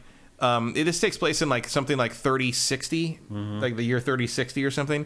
And it lists your character's birth date as like 2995, and you look about 20. And I'm like, what's going on? And it's like, they're a clone. And like, so the person you were cloned from was born like 60 years ago, but you are only like 25 years old. Gotcha. Okay. And then that gets involved in things. Eventually, you run into like this guy who tries to stop you from leaving the system, who is pretty clearly you. Pretty clearly probably the original you, and is going around trying to take all his clones out. That seems the main villain of the game seems to be you. Erebus Jones is asking, the first one was made specifically to play with the mouse. It got joystick support later, but it wasn't great. Is this one nice to... does this one play nice with controllers? This works... I've been playing this completely with an Xbox controller. It works extremely well. Great. That's good to hear. And yes, Everspace 1... Everspace 1 was a completely different beast. Yeah, it's really bizarre. Do not take any Everspace 1 baggage... I like the Everspace 1 fine, but don't take any Everspace 1 baggage or expectations to this game. It's a completely different game. It probably should have a different name. Is it better? It's vastly better. I mean, look, I partly say it because I like open world action RPGs way more than roguelikes. Yeah. But like, no, this is an exceptionally good game. I love this game. How much is it selling for? It's $50. $50. 50. I think it's on discount now for like 45. like for the launch week or whatever, but the main retail price is $50. It is on Game Pass on PC. Right now it is? Right now. I don't think the version on Game Pass right now is 1.0. I think it's like the previous build. Oh, okay. Because they haven't gotten that to update yet through Microsoft, but it will soon. And they said the versions are basically the same, just tweaks. And then it will hit PS5 and Xbox this summer, and I believe it will be on Game Pass this summer as well on Xbox. It's kind of absurd that this game isn't also already playable on Xbox Series. It's just a PC. Like, well, it's not that it's the certification. Yeah, I know. But, I get it, but it's like they should have had it done for Xbox Series, for Game Pass. Like, they've talked about that. This is a very small team. Yeah, this is a company called Rockfish in Germany. I'm familiar with them. It's 20 people. Yeah. 20 people made this. They make pretty good games. Like, they do. Typically, not just this one. They've made good games in the past. And so once you can get through the gates, you can travel to different systems, and then there comes an enemy ship out of the gate. You got to watch what you're doing. Watch out. And you go up against cap ships at times, and and the explosions are very satisfying. Yeah, they are. I've been watching them in the B-roll. You can pick these things apart like crazy. Like you can pick all the turrets off. Same with the bases. You pick the turrets off. You can even pick off individual plates of armor. Really? To make them more vulnerable that way. You can there's a type of enemy that is like basically a mine layer and shoots mines at you. You can grab the mines in midair and spit them back at them. And there is actually a challenge. You can do challenges that pop up like where you like do this. Just defeat, and one of them is like defeat a devastator with his own mine. There's like things like answer whatever, and every time you complete a set of challenges, you get another perk. Like you get more. You get either bonus. This is like a boss fight here. Yeah, taking on this big frigate. And you leveling up is pretty slow, but it does give you substantial like upgrades. Like you will definitely feel the difference fighting. That was definitely a satisfying explosion. Yeah, you'll definitely feel the difference between like fighting like a level 11 enemy when you're level 10 and when you're level 11. Like it's very noticeable. And then once you leave and move on in the story, like previous systems will upgrade, so they become more dangerous. So it's not like you can always go back to the first system and just steamroll everything. Yeah. And it's really good. And as you're jumping from like place to place, as you're faster than light traveling, like. So there's like unknown sites which are permanently on the map, and you can always pick them and go there and discover them and go back to them or whatever. But when you're traveling, things will pop up, both distress calls and unknown signals, and those are only there for that moment. And if you want to, you can stop and divert to that and see what's over there. And those are like random encounters. So they have like emergent elements then. And those are the most dangerous things I have done in the game. Like sometimes those encounters, like somebody's run out of been damaged, and you got to like give them some nanomachines to help them repair their ship, and they give you money. Or it's like we're being attacked by fighters, and you fight them off or whatever. Or you'll like find a derelict ship. Or sometimes like it's just like, this system is rich in resources, and you got to fight. There's usually enemies around, but you can like mine for like a lot of crystals and stuff. But sometimes you land in a place and you're in the middle. Suddenly you're like, it's an enemy base, and there's 40 guys. Like I have been in the middle of dogfights like you wouldn't believe. But then you've got stuff to deal with that eventually. Like you've got powers.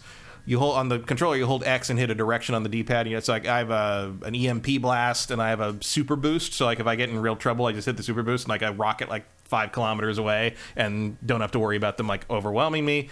And I have another one that like basically it's a nice little cheat. It restores 40% of all the damage to your shield and armor that has happened in the last 15 seconds. Oh, so if you like get totally hosed by something, you hit that and get a little of your life back and boost the fuck out of there. But like now I've upgraded you can upgrade all those things too. So I've upgraded the EMP blast, so it restores a certain percentage of my life per enemy that gets hit by of my shield by per enemy that gets hit by the EMP blast. So if I'm being overwhelmed, my shields go down and I'm surrounded by guys, I hit 15 guys, my shields are completely back. Wow. And now they're all disabled for 15 seconds. Okay. And I can just go pick them all. Right, because they've been the EMP disabled them. And it's still too much, you rocket away. Like there's a lot of stuff you can play with that. And like, there's all this sounds like your dream game, man. You can upgrade all the different, you can buy all these different kinds of ships. So there are like big bombers and freighters and things. They're not all starfighters like that. This is very Rogue Squadron-ish. Oh yeah. This section here. They're not all just starfighters. And then you can modify them so you can change the colors. You can change the main color, the secondary color, and the lighting color. You can change the lights on all the individual booster rockets on the ship. You can change the windshield color. Wow. You can put decals on it.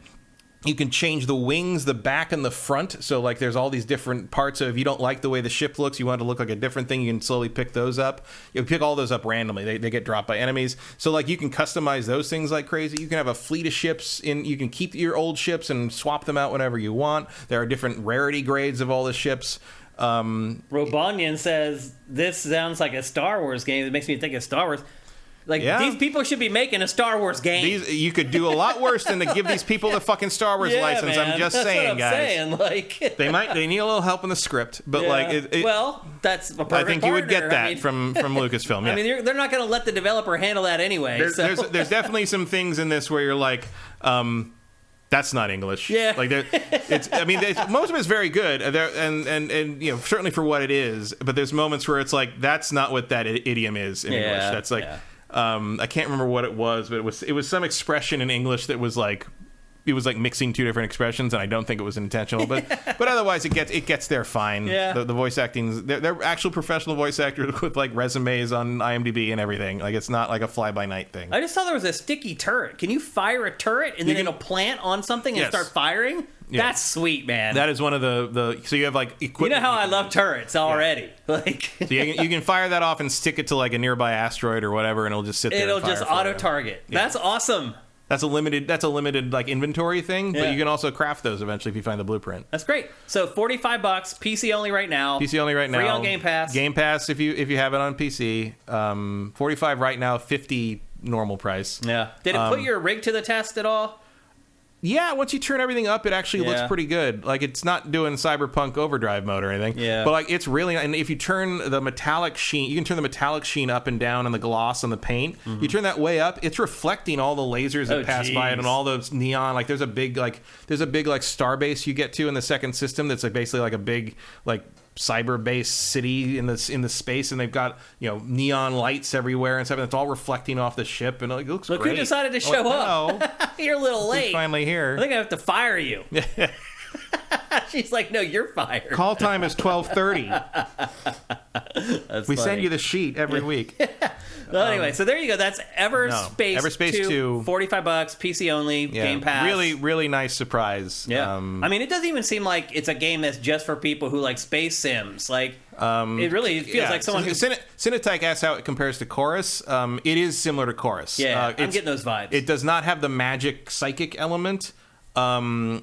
So it's a little more, I hesitate to use the word grounded, but like, it's a little more traditional space sci-fi. So it's not as dark and sort of, it's not as story driven, I would say. And then the areas are bigger and there's more to kind of discover and do. Mm-hmm. But it is very, if you like Chorus, I can't imagine you wouldn't like this. It doesn't have the magic powers, like you're not like teleporting behind people and stuff. Mm-hmm.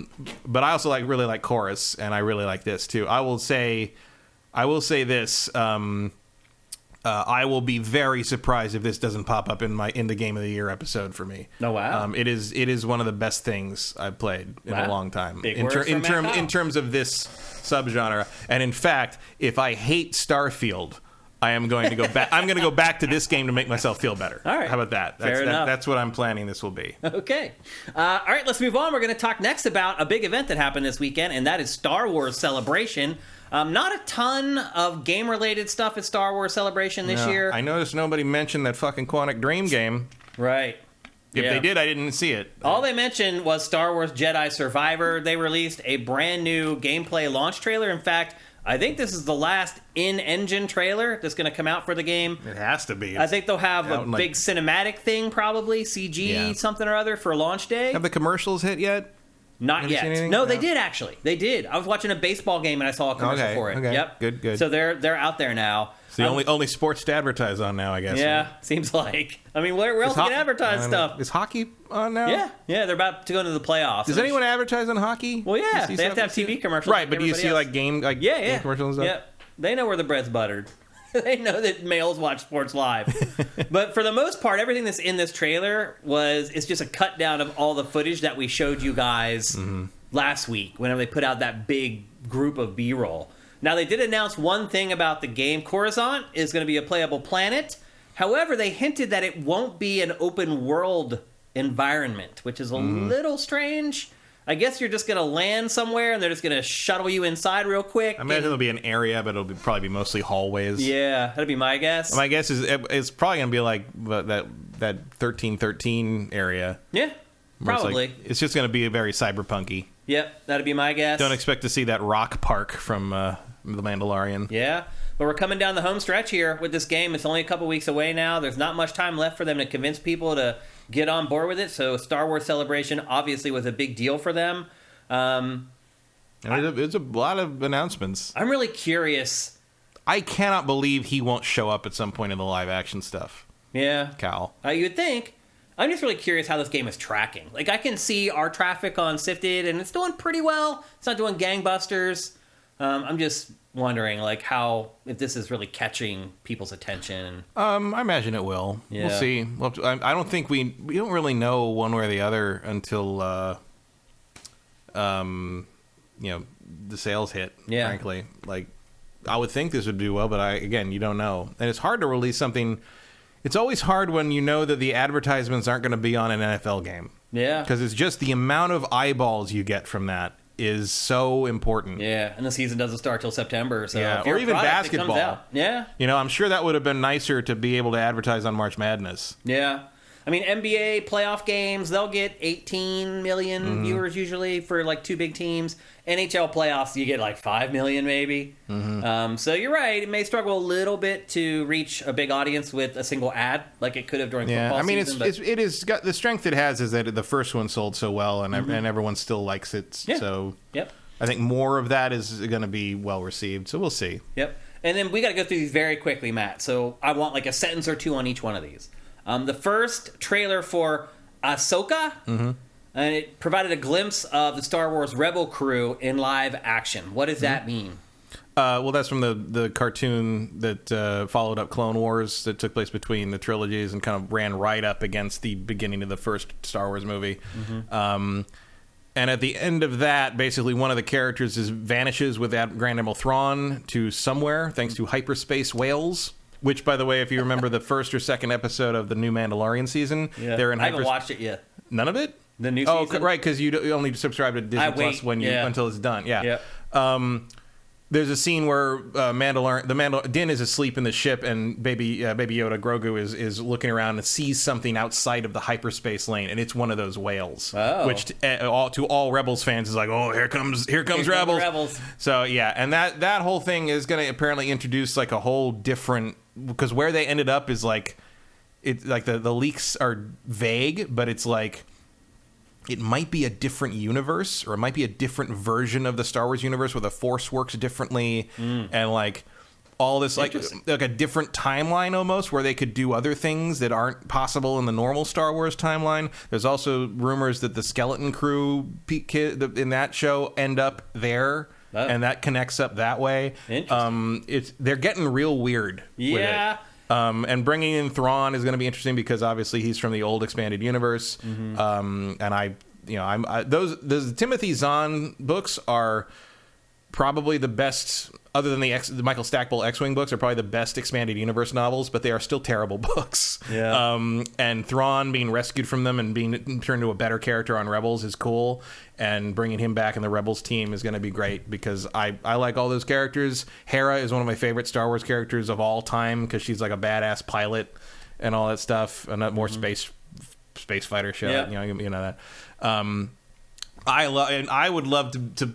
I want to play a Star Wars game where I play Hera's role, which is I fly the ship and all the other idiots get off and do other shit, and I get out of it. I want to be a Star Wars combat bus driver. That's my Star Wars game. Okay, let's get through more of these. 3 new Star Wars films are in the works, and then Daisy Ridley showed up. Right. So Rey is going to be in at least one of them. Rey, yeah, one is one from James Mangold, which is about the origins of the Force, like 15,000 years before the movies. So that's even before. That's like the origins of the in the KOTOR games. They talk about the original Empire. I can't remember. Infinite Empire, I think it's called, the Rakata. That's what that would be. That would be like even before all that. Wow. So the origins of how the Force works. That's kind of cool. And that's written and directed by the guy who wrote and directed the new Indiana Jones movie, which also got a new trailer. I got a new trailer, great trailer, which means Lucasfilm is real happy with Indy 5. Right. If they're giving that to him. Yeah. Which is good to hear because the last Indy movie was terrible. Yeah, so that's good news. What are the other two films? The second one is Dave Filoni is going to write and direct a movie that is going to bring together all the story threads into a climax of Mandalorian, Ahsoka, all those shows are going to come together, and it has to be the conflict with Thrawn. Interesting. Because you'll notice in the Ahsoka trailer, she mentions he wants to be the heir to the Empire. Yeah, I'm sorry we can't show you this stuff either. It'll also send up. That is the name of the first Thrawn book. From 1991 or whatever. Gotcha. That was the original expanded universe novel, Heir to the Empire. And so that is what they're kind of not going to adapt it because that story isn't good enough to be in the Filoni's. Filoni's a better writer than that, basically. But I think they will end up with some version of Thrawn and his Katana fleet or whatever versus the New Republic, and all those characters it'll be the Avengers of the Filoniverse, basically. Okay. What's the third one? And the third one is the Rey, the Daisy Ridley Returns thing, which is going to be 15 years after the Rise of Skywalker, and she is going to be basically trying to run a new Jedi Order. No. But she's the last Jedi, Matt. Well, yeah, but like she can make more, I guess. Yeah, you can raise I'm joking, She took all the books. Yeah. It'd be fine. I mean, look, I hate The Rise of Skywalker. I thought that movie was terrible, and I don't like that she's called herself Skywalker. I think she should have stayed as nobody. I think she should have accepted. She should have gone to be nobody, and because that's what that movie sets up. But they can't let Skywalker die, Matt. Let it go.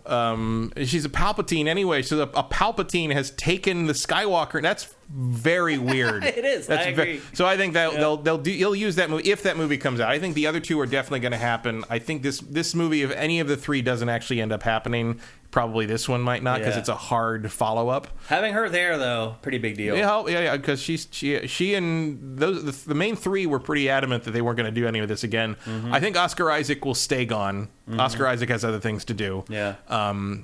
But I think Boyega might show up. I could see Finn making an appearance at some point in that movie. I don't think people would. I'd be happy to see them. Yeah, it's fine. Me too.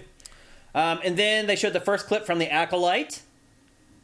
And then which we didn't get to see because that was not made public. Yep. And then no, they did show that. Did they? That was the one with everybody with the orange sabers. Oh right, right. Yep, you're right. And then the first look at Skeleton Crew. Yeah. And then Andor season 2 they announced it launches next year. Yeah. Which I was pleasantly August surprised to see.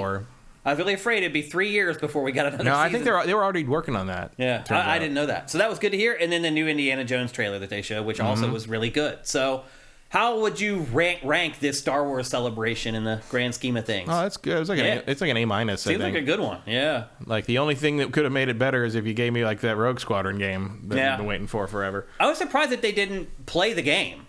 Like for 20 minutes in front of the crowd. Star Wars Celebration isn't really about that.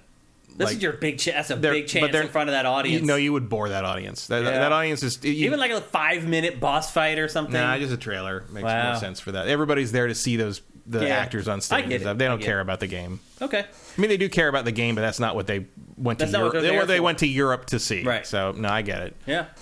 Seems like a really good Star Wars celebration to me. We covered a little bit on the site. I know you guys love Star Wars. Oh, and Visions, the second season of Visions, which looks cool. Oh, was shown at Star Wars Celebration? Yeah, they put that out publicly. That's the animated kind of non-canon like alternate universe stuff. Oh, okay. It was all anime last time, and this time it seems to be all over the world, like different studios animation studios from all over the world. Looks pretty cool. Okay. Again, I apologize that we can't show you all this stuff. They throw up copyright strikes and they'll demonetize the entire show. We can show 10 seconds of one of those Star Wars trailers, and it will demonetize the whole 3-hour show. Esmond says the division of Disney's in total flux. None of those projects are sure to come out. No, they all are, except for those movies. Yeah. Like the almost everything they talked about there is already in post production. Ahsoka's in post production. Skeleton Crew's in post production. The Star Wars Visions 2 is already pretty much done through. The only thing I think is questionable is the Daisy Ridley movie. I think that might fall apart in screenwriting. I think there might be a point where you just decide that it's not salvageable. Certainly would be my opinion. Good luck. I hope you come up with something. The other two, I think Mangold gets stuff done.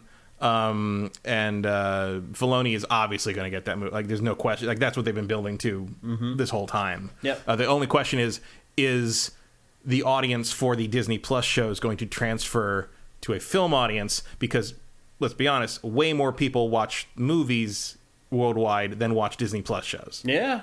And Marvel has kind of... I think it'll work. Somewhat. Marvel surprised me in that they reference the shows as much as they do, like especially in Doctor Strange 2. Yep. This movie has to stand alone to some degree. So it has to be the culmination of all these plot threads, but it also has to be its own thing. Basically, it has to make sense, standing on its own two feet. They're doing this, trying to pull the same trick that the Firefly movie did, basically. And that didn't work It really didn't, no. So we'll see. Filoni's a very talented writer. I have faith. So, yeah, me too. But like, it's going to be one hell of a high wire act. Yeah. Okay, so there you go. That's Star Wars Celebration 2023.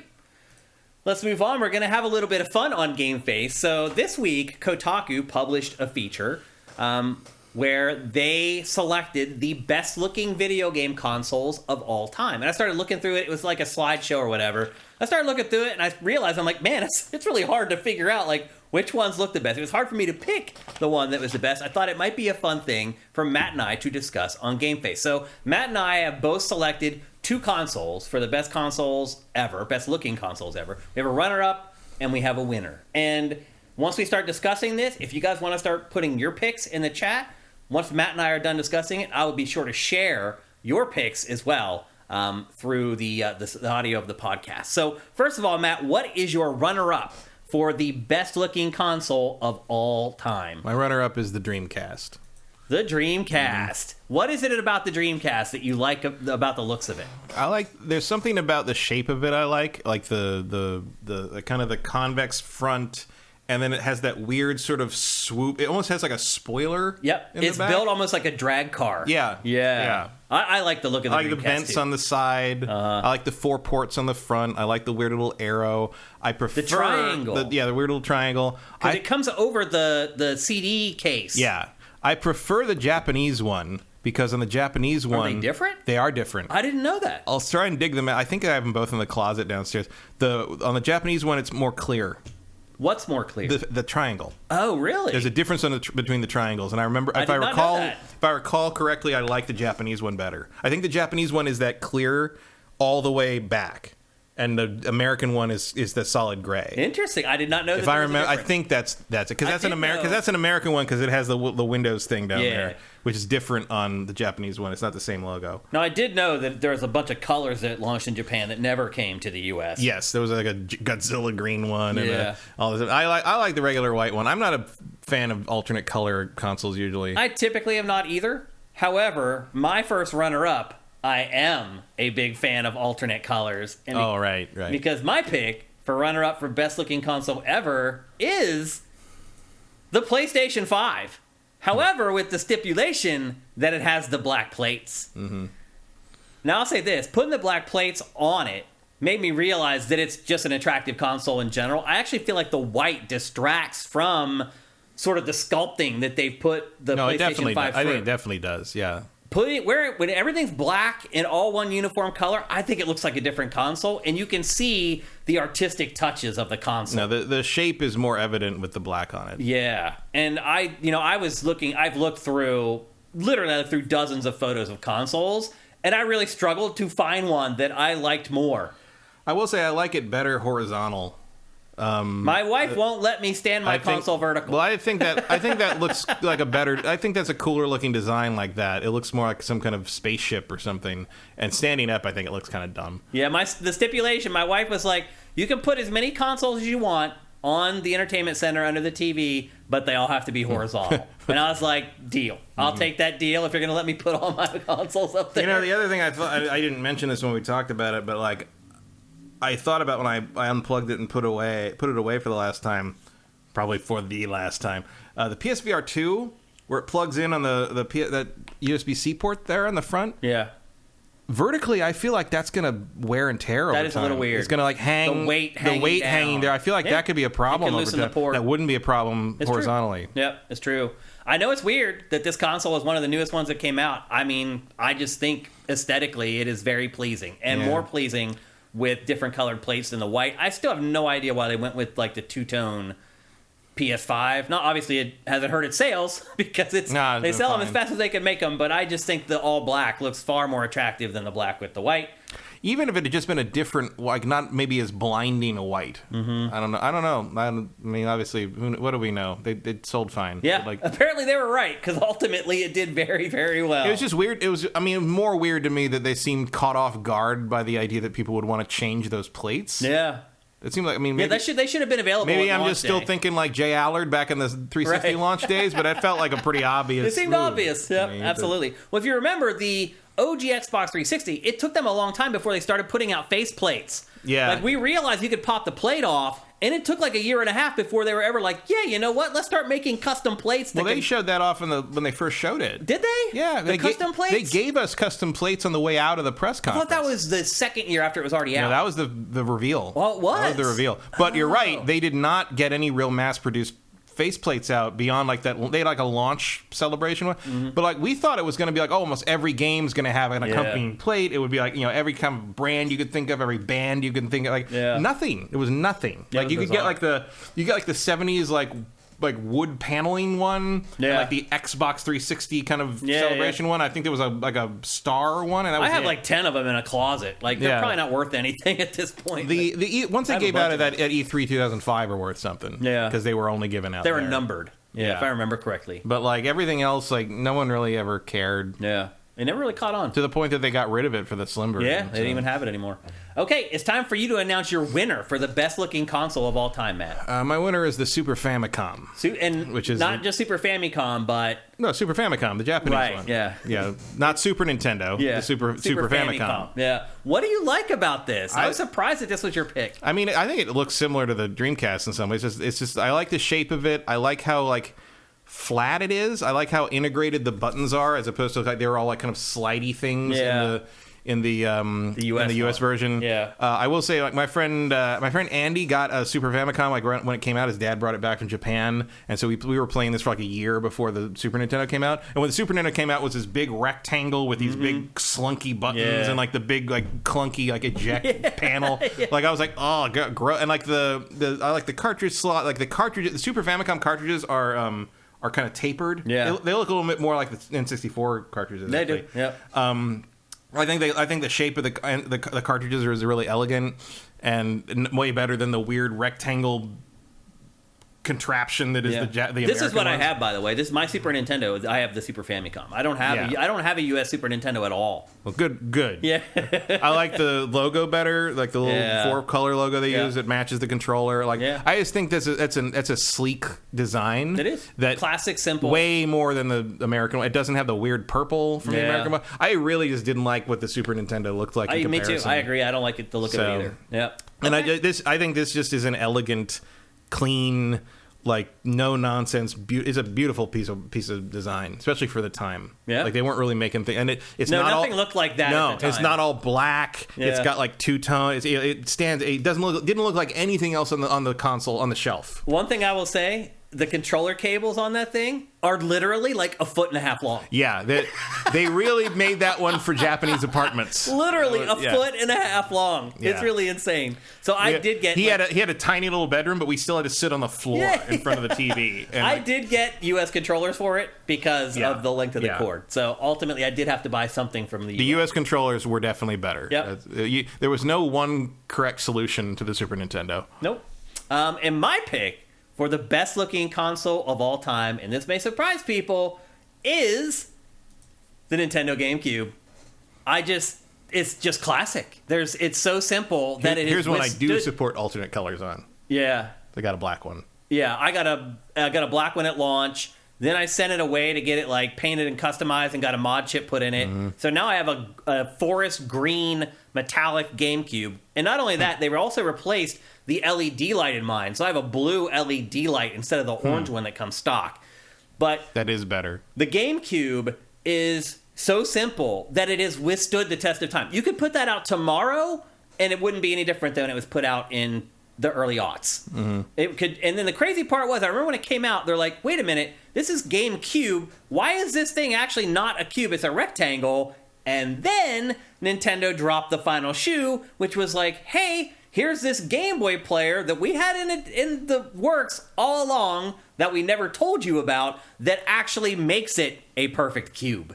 When you put the Game Boy player on it, then it actually becomes the GameCube. Yeah, I've had that Game Boy player on it for so long that when I moved, I'd forgotten that's not... That it was extra. I'd forgotten that wasn't just what the system looked like in the first place. Yeah. I was like, all right, there's another thing on this. Yeah. The handle, I mean... it's a lunchbox. Yeah, Let's be honest. it is a little bit... It's not cool. Picking indigo for its base default color, I think, was a huge mistake. Probably. I mean, I'll be honest. My favorite color GameCube is the weird, like, dark teal debug version that never got sold. That was my favorite color of any GameCube, and they never sold it publicly. I mean, ultimately, they ended up having like 9 or 10 colors. A bunch of them. Some of them were just for specific games. That orange one was horrible. You didn't like the burnt orange? I didn't like the orange juice box. I like that one. I like the Resident Evil. They did a Resident Evil one. Silver cool. looked good. The black red looked good. I liked the burnt orange. Nothing will ever match that era of N64 where they were just they were making the see-through jelly ones. Yeah, well, because it was the iMac era, so everything had to be see-through and transparent. And there was like 7 different transparent N64s. Yeah, and they did the same thing with the Game Boy Colors too. But like, and this doesn't count for its looks very much, but you know, it's not loud. Like the fans on it are like dead quiet. It's just a very elegant machine. Well, look there's at the also controller ports. It's like it's just 1 dot for port 1, 2 dots per port 2. Like which the Dreamcast stole. Did it? It has the same thing on it. It has the dots on it. Yeah, the memory ports, very simple. Everything is just very simple. There's clean, also and something elegant. very satisfying about pressing the tray open button. Yeah, and it has that slow like ejected. Yeah, but that button feels good to press. I don't know how else to describe it. No, you're right. Yep. So there you go. That's my pick for the best looking console of all time. Now I want to see what you guys think. Let's go into the chat and see what you guys are saying. I saw someone say the Atari Jaguar, which I was like, okay, I can understand that. I guess the Dreamcast did come first. Now that I think about it, you're right, it did. That was a couple of years earlier. Very Gooster. I like the original PS4 console. Yeah, it looks good. Do you remember what it looks like? It's one downstairs, yeah. The original PS4, not the PS3. Oh, PS4? Yeah. It was just a shorter PS4 Pro. Pretty much, yeah. PS4 Pro just added a story onto the house. You're right. That's really all it did. Yep. I mean, PS5 looks better horizontal. Yeah. There's also like, there's not a lot of great looking game consoles. Mega Drive guy. PS5 definitely one of Sony's worst designs in my view. I guess we definitely have different tastes. I mean, the PS5 actually stands out in some way, at least. Yeah. I mean, it actually has a design. It's not just a rectangle. Right. It's the first time since the PS1 that it's not just a black rectangle. Yeah. And to be fair, my best-looking console was a parallelogram. It was a rectangle. And there's some things I think the PS2 Slim is cool. Look, Estamont, the PS5 is... I'm wondering how many of these people are Xbox fans that just... I mean, I can see somebody hating the PS5. By the way, Matt, a PS5 is a bold choice, and you either love it or you hate it. Yeah. I think. By the way, Matt, last week when I was talking about how I felt like there was a certain segment of people who are happy to see E3 die because they hated that it was an exclusive event, when we put that episode up on YouTube, it was literally the first comment that the episode received was that I hate E3 because I could never go, and you bunch of jerks like held it over my head that only you could go. So there is a segment of people who hate E3 because they weren't allowed to go for the longest time. Because it was an industry expo event. It was never a convention. Yeah. First 360 Slim model for not Cirque. Yeah, the 360 Slim looks cool. PS Vita for me. A lot of people like it handhelds. Interesting. Of all the handhelds, I would say the first GBA is the one that has the best shape. Yeah, I like that. I like the GBA SP, like the clamshell. Like there's something just sort of like cool about that. You can do it with one hand, kind of thing. It's just a square, or a rectangle. So I obviously I the picked Atari is an interesting pick. That's a very weird. Esmond agrees with you. The Dreamcast. Barry Lomax, my initial thought is PS2. That's also a pretty good looking console. Although one thing I didn't like about it doesn't have to do with its looks, but the ridges in the front, you could never clean it. You could never get the dust out of that thing because it had those very small like ridges in the front. Yeah, you need to like take like a little toothbrush to it or something. Or like Q-tip with like alcohol. Like they just after like 6 months, every PS2 looked like trash because of those ridges that were on it. I did appreciate you could rotate the PlayStation logo on it though. Very small thing that was very clever because you could stand it up vertically for the first time. What else we got? I mean, I had my PS1 vertical a couple of times just to get the fucking disc to work, but that was not intended. Threadzilla OG Fat PS3. Wow. I didn't think we'd see any of those. I am not a fan of that. I think it's awful because it also has that really cheap, flimsy plastic cover that goes over like all the memory card slots that literally just could easily snap off and be gone forever. I was not a fan. But again, I also don't like that it's curved on top because you can't put anything on it. Right. It won't sit. Yeah, I agree. Not that you should put tons of stuff on your game consoles, but like you could put an action figure or something. And I do, but like you can't do anything on that one. To me, PS5 is too big. So big. Just bought one. They are big. Yeah, they're big, but you could eat dinner off that thing. Yeah, I mean, I don't know what that has to do with the actual look of it, though. But sure. I mean, it's impractical. Yeah, I'd still like the Dreamcast. It takes up a lot of space. I still like the Dreamcast if it was twice as big. Yeah. It would just be silly. Come on, beige system. Has there ever been a beige system? I mean, after a while, the Super Nintendo turns beige. All the old consoles turn beige. Not really. I had to look up PS4. I forgot what it looked like. It is funny how you forget this stuff already. I want to say it was the Coleco. What? No, those are all black. Those early ones are all black. Barry Lomax says a PS5 reminds me of an M&M cookie. Ultimate Villain says Xbox One X, just the rectangle square. Very simple. All right. American SNES looks atrocious in comparison to the Japanese. Yep, agreed. Yeah, I like the Genesis. I think the Genesis Mega Drive looks cool. Yeah. Actually, my favorite Genesis is probably the Genesis 2 hooked to the Sega CD 2. Yeah. Like I think that's a fun looking beast. Yep. George Foreman Grill PS3 is my favorite. The Legacy, so the OG PS3 fat. Sandwich has a lot of favorites: GameCube, Xbox Series X, new 3DS, Pokemon 20th anniversary. I never liked any of the 3DS. I thought that was just heinous, all of them. Yeah, I don't think I was a fan of any of them. The launch unit was maybe the ugliest console ever released. Awful. So bad. Too Quick Capri liked the burnt orange on GameCube. PS1 Slim looks slick from the Abram. It's so small. I can't remember, It looked like a CD case almost. It was so tiny. It just showed you how they were able to cram it all in there. Yeah. I like the PS2 Slim. I thought that was a cool. Yeah. Project Scorpio. I don't know how much about X. I don't know how much of that was the design and how much it was just like, oh wow, look how they crammed this all down in here. What this is really showing from you guys is that looks are completely subjective. Like there are consoles that you guys are picking that I would just think are the worst looking things I've ever seen, and you love them, and vice versa. I think the PS5 is a little piece of artwork, and you think it's trash. So it just goes to show you. Nobody likes the 2600 with the wood paneling. I mean, I think you may be right. I think that's the one thing everybody's agreed on that looks like trash. Is the Atari 2600, because they put out the Sears version that got rid of the wood paneling. It was just black on the front, and I was jealous that my friends had the Sears knockoff one, and I had the OG Atari one that had the wood paneling on it. I mean, it's just the wood paneling 2600 is amazing to me because the design is intended to fit the current decor of houses, like suburban houses in 1977. Yeah. Like, it's like, oh, if we put wood paneling on, it'll just blend with everybody's living room because that's what they looked like. Yeah. And it was just like, it's such a weird little relic. Yeah. Like, and now, imagine like Sony trying to design something. It's like, you want to talk about the opposite of that? PS5. Yeah. Like, Sony does not care if that looks good in your room. Everyone is going to know that there's a PS5 here. The Legacy, the 2600 looks like an old AC unit. Yeah. And Squishy Muffin says the white Switch OLED looks good. Yeah, I think it looks good. Yeah, it does. And then it's the best looking Switch. I always like the Atari 5200 because it's gigantic for no reason. It's bigger than the PS5, I think, like front to back, and like.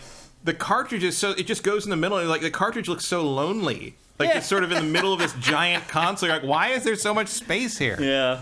And then the controllers are those giant things with number pads. Like the Atari 5200 was a trip. It was. Yep.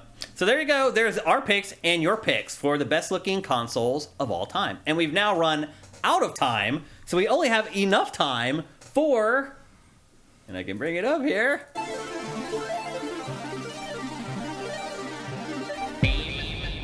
That's right. It's time for Name That Game, where I show you 5 screenshots from a video game and you try to guess the name of the game before Matt Kyle. A couple things before we get going. If you've won this year, do not play. You can only win once in the year. Don't guess. Don't do anything. Don't ruin it for everybody else.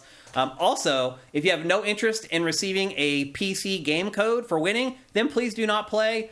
If you want to give it to somebody, that's totally cool. It's yours to do whatever you want with it. But if you think to yourself, a code for a game on Steam, I don't know what I would do with that. Just don't play. Let somebody else win it, because that's what you get for winning. The winner gets a free PC video game. And with that, it's time to get going. This one should be really easy, but we'll see if you guys can get it. I literally think you should be able to get it from the first one, but that's all I'm going to say. Are you ready, Matt? Mm-hmm. Oh, wait. I got to put the chat in slow mode. That's another thing. It's in slow mode. What, it is? Yeah. Oh, yeah. It's on slow mode. What happened? Okay. Well, there we go. I don't know how that happened, but we're already there. You can only don't spam the chat with game titles. You can only guess once every 60 seconds. So there you go. And here we go with the first image, and I do think you can get it from this. Name that game. Go. Oh. Is that Mondus Fight Palace. No. Is that Deus Ex? Well, Deus Ex, not Human Revolution. Ding, ding, ding! We got a winner! Matt, you got it, man. Awesome, no, I dude. think JJ Forcebreaker got it. Did he? Popped up immediately. Oh, I missed it. I couldn't. No, right after I said it and you said ding, ding, I looked in it and his popped up immediately. Oh, okay. Then you are the winner. Congratulations. Who got it? JJ Forcebreaker. JJ Forcebreaker. Congratulations. Deus Ex HR. I couldn't remember the subtitle. Yeah, congratulations, JJ. And the reason that somebody could get it off of this first thing is that color. It's gold. Everything is that color. Everything in that game is gold. And they made a big point of it. Like, they put out an entire developer doc about how the whole game is gold. And so I knew if people were really following that game, they'd be able to get this right away. And notice the theme as we go through these. Gold. Mm-hmm. That one, I was like, I'll throw them off with this one. I'll find one screenshot with a one section that has no gold in it. But then for the fourth one, right back to the gold lighting, and that showed kind of a robotic enemy there. And then this is the final one. Mm-hmm. But great job. What is it again? JJ Forcebreaker. I love that name. I should probably remember it since I like it so much. Here's another round of applause.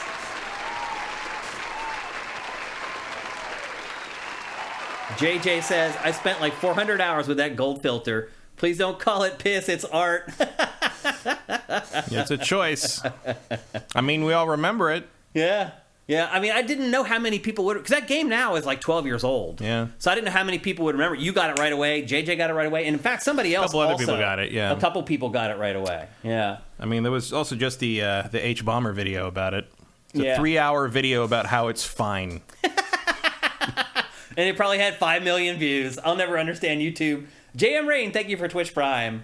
And S-Mon's like, oh, poor Shane. It's all good, man. Like, I knew this one. I kind of hoped that somebody would get it on the first one. I figured someone in our audience would remember that was a thing about Deus Ex Human Revolution. And sure enough, you guys did not let me down. You never do.